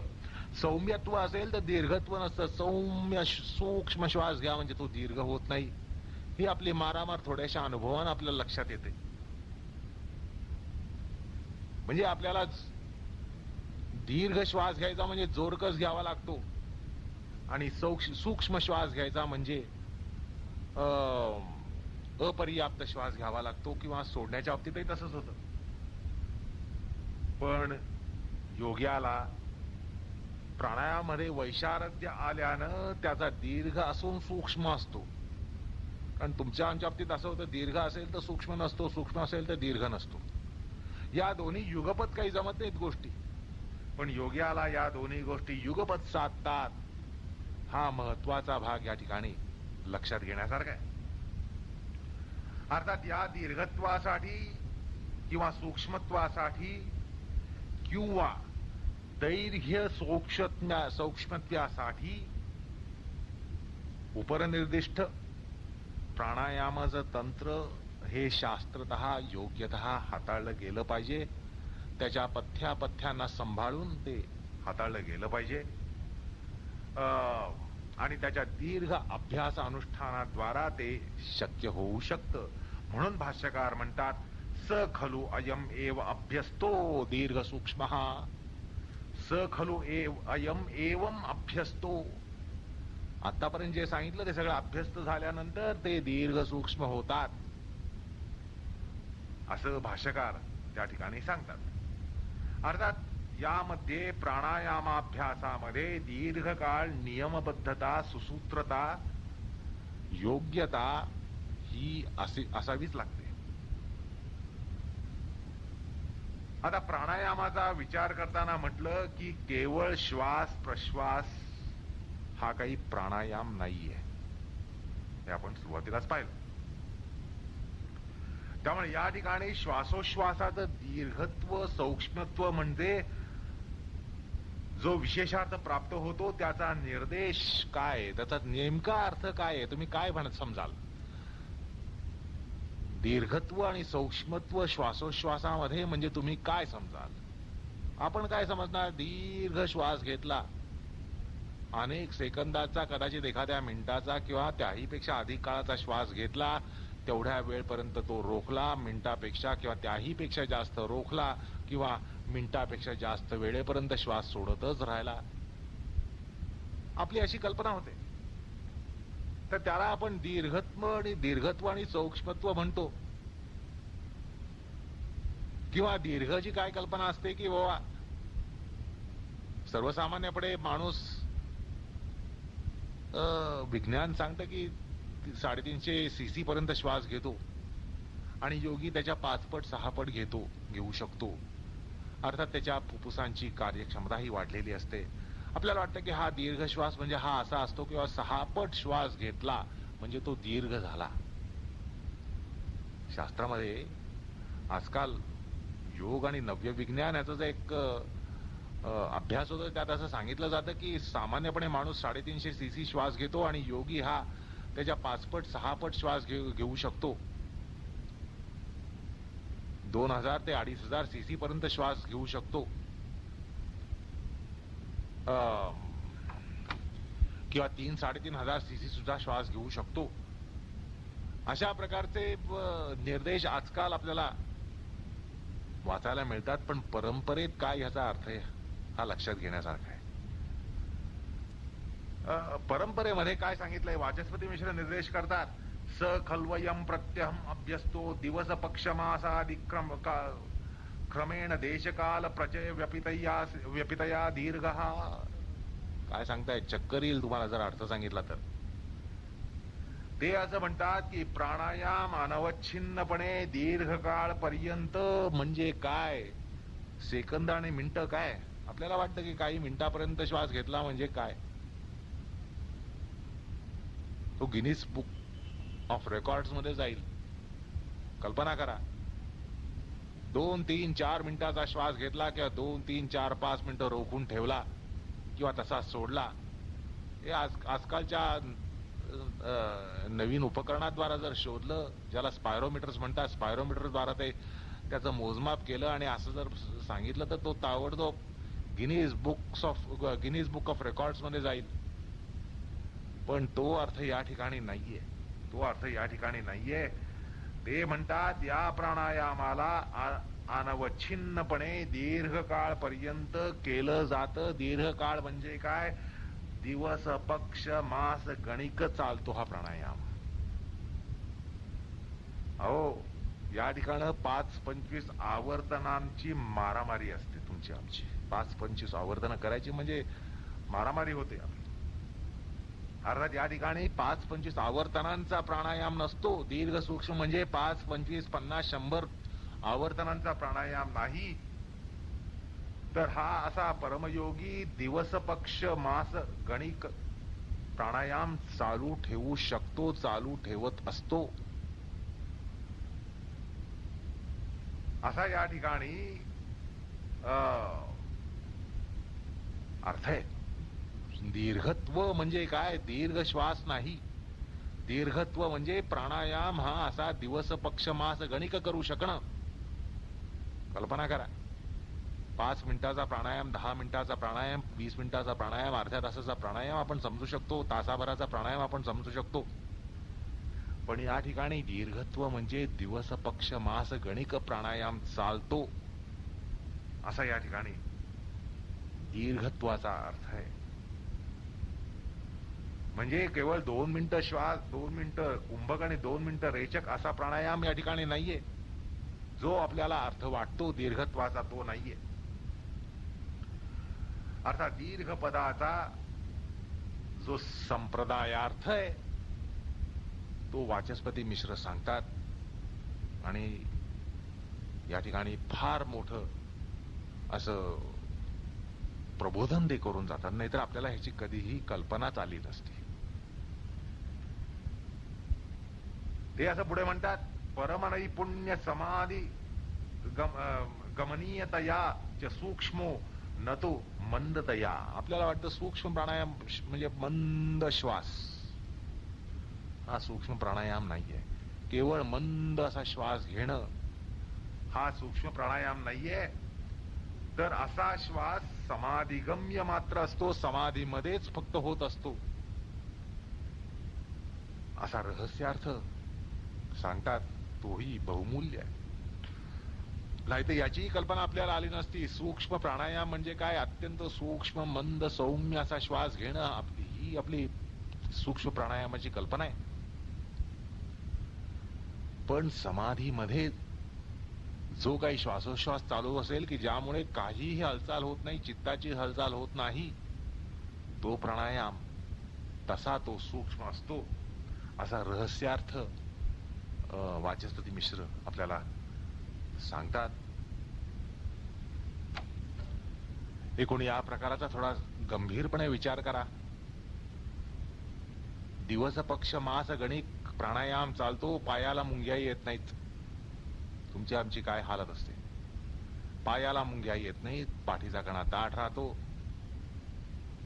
लघुशंका दीर्घशंका कुठल्याही प्रकारची शंका येत नाही. अहो, कसा निसर्ग काय असेल, शरीराच्या अंतर्गत निसर्ग काय असेल, प्राणायाम आहे तो.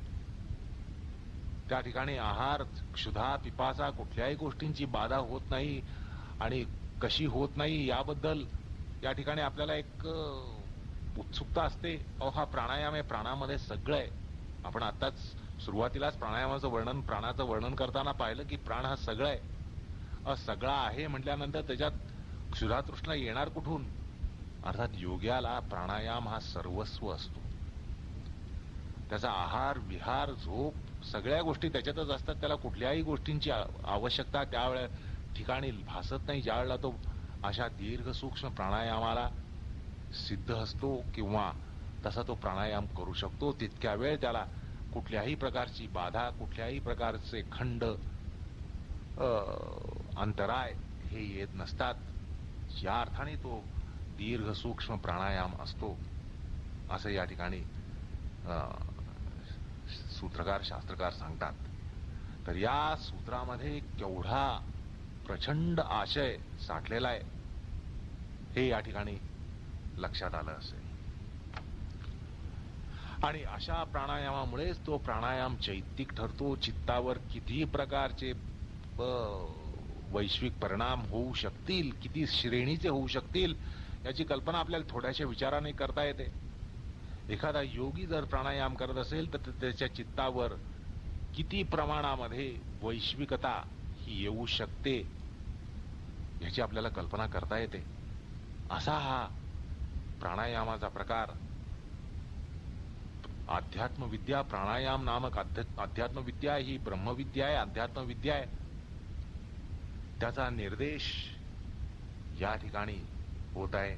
आणि या सूत्रामध्ये प्राणायामाचा रहस्यार्थ हा सांगण्याचा प्रयत्न केला. पण अभ्यासकाच्या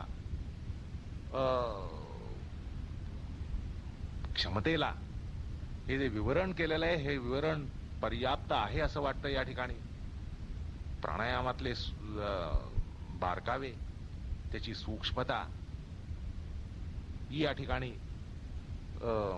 जी सांगितली, ज्याचं विवरण झालंय ते पर्याप्त आहे असं या ठिकाणी वाटतं. या प्राणायामाला म्हणूनच वैश्विक काव्य म्हटलं जातं. प्राणायाम म्हणजे श्वासोच्छ्वास नव्हे, हे एक वैश्विक काव्य आहे. चित्ताचं उदात्तीकरण परमोच्च श्रेणीपर्यंत करण्याचं सामर्थ्य प्राणायामामध्ये असतं. आपण एका प्रसंगात पाहिलं की प्राणायाम ही ब्रह्मविद्या आहे. द्वारापासून द्वारीपर्यंत प्राणायामाची वाटचाल होऊ शकते. प्राणायामाचीच वाटचाल समाधीपर्यंत होऊ शकते. प्राणायामाची परिणती समाधीमध्ये होऊ शकते, होत असते. इतकं विस्तृत असं कर्तृत्व क्षेत्र या प्राणायाम नामक अंगाला आहे. अर्थात आपले पाय थोडे आपण जमिनीवर आणू. या साधकाच्या दृष्टिकोनातून या ठिकाणी प्राणायामाचा थोडासा विचार करूया. कारण यानंतरचं सूत्र जे आहे ते सिद्धयोगाच्या प्राणायामाचं आहे. त्यामुळे अजूनही आपल्याला उंच भरारी पुढल्या सूत्रामध्ये मारायची आहे. तत्पूर्वी या ठिकाणी प्राणायामाचा तांत्रिक भाग निर्देशित असल्यामुळे साधकाच्या दृष्टीने थोडासा या ठिकाणी उहापोह करून या सूत्राचा उपसंहार करूया. तर या सूत्रामध्ये प्राणायाम म्हणजे नियमन, प्राणाचा आयाम, प्राणाचं नियमन याबद्दल खुलासा दिलेला आहे. अत्यंत बहुमूल्य खुलासा या ठिकाणी शास्त्रकार देतात. सूत्रामध्ये ते म्हणतात, स तो बाह्याभ्यंतर स्तंभ वृत्ती देशकाल संख्याभि परिदृष्टो दीर्घ सूक्ष्म.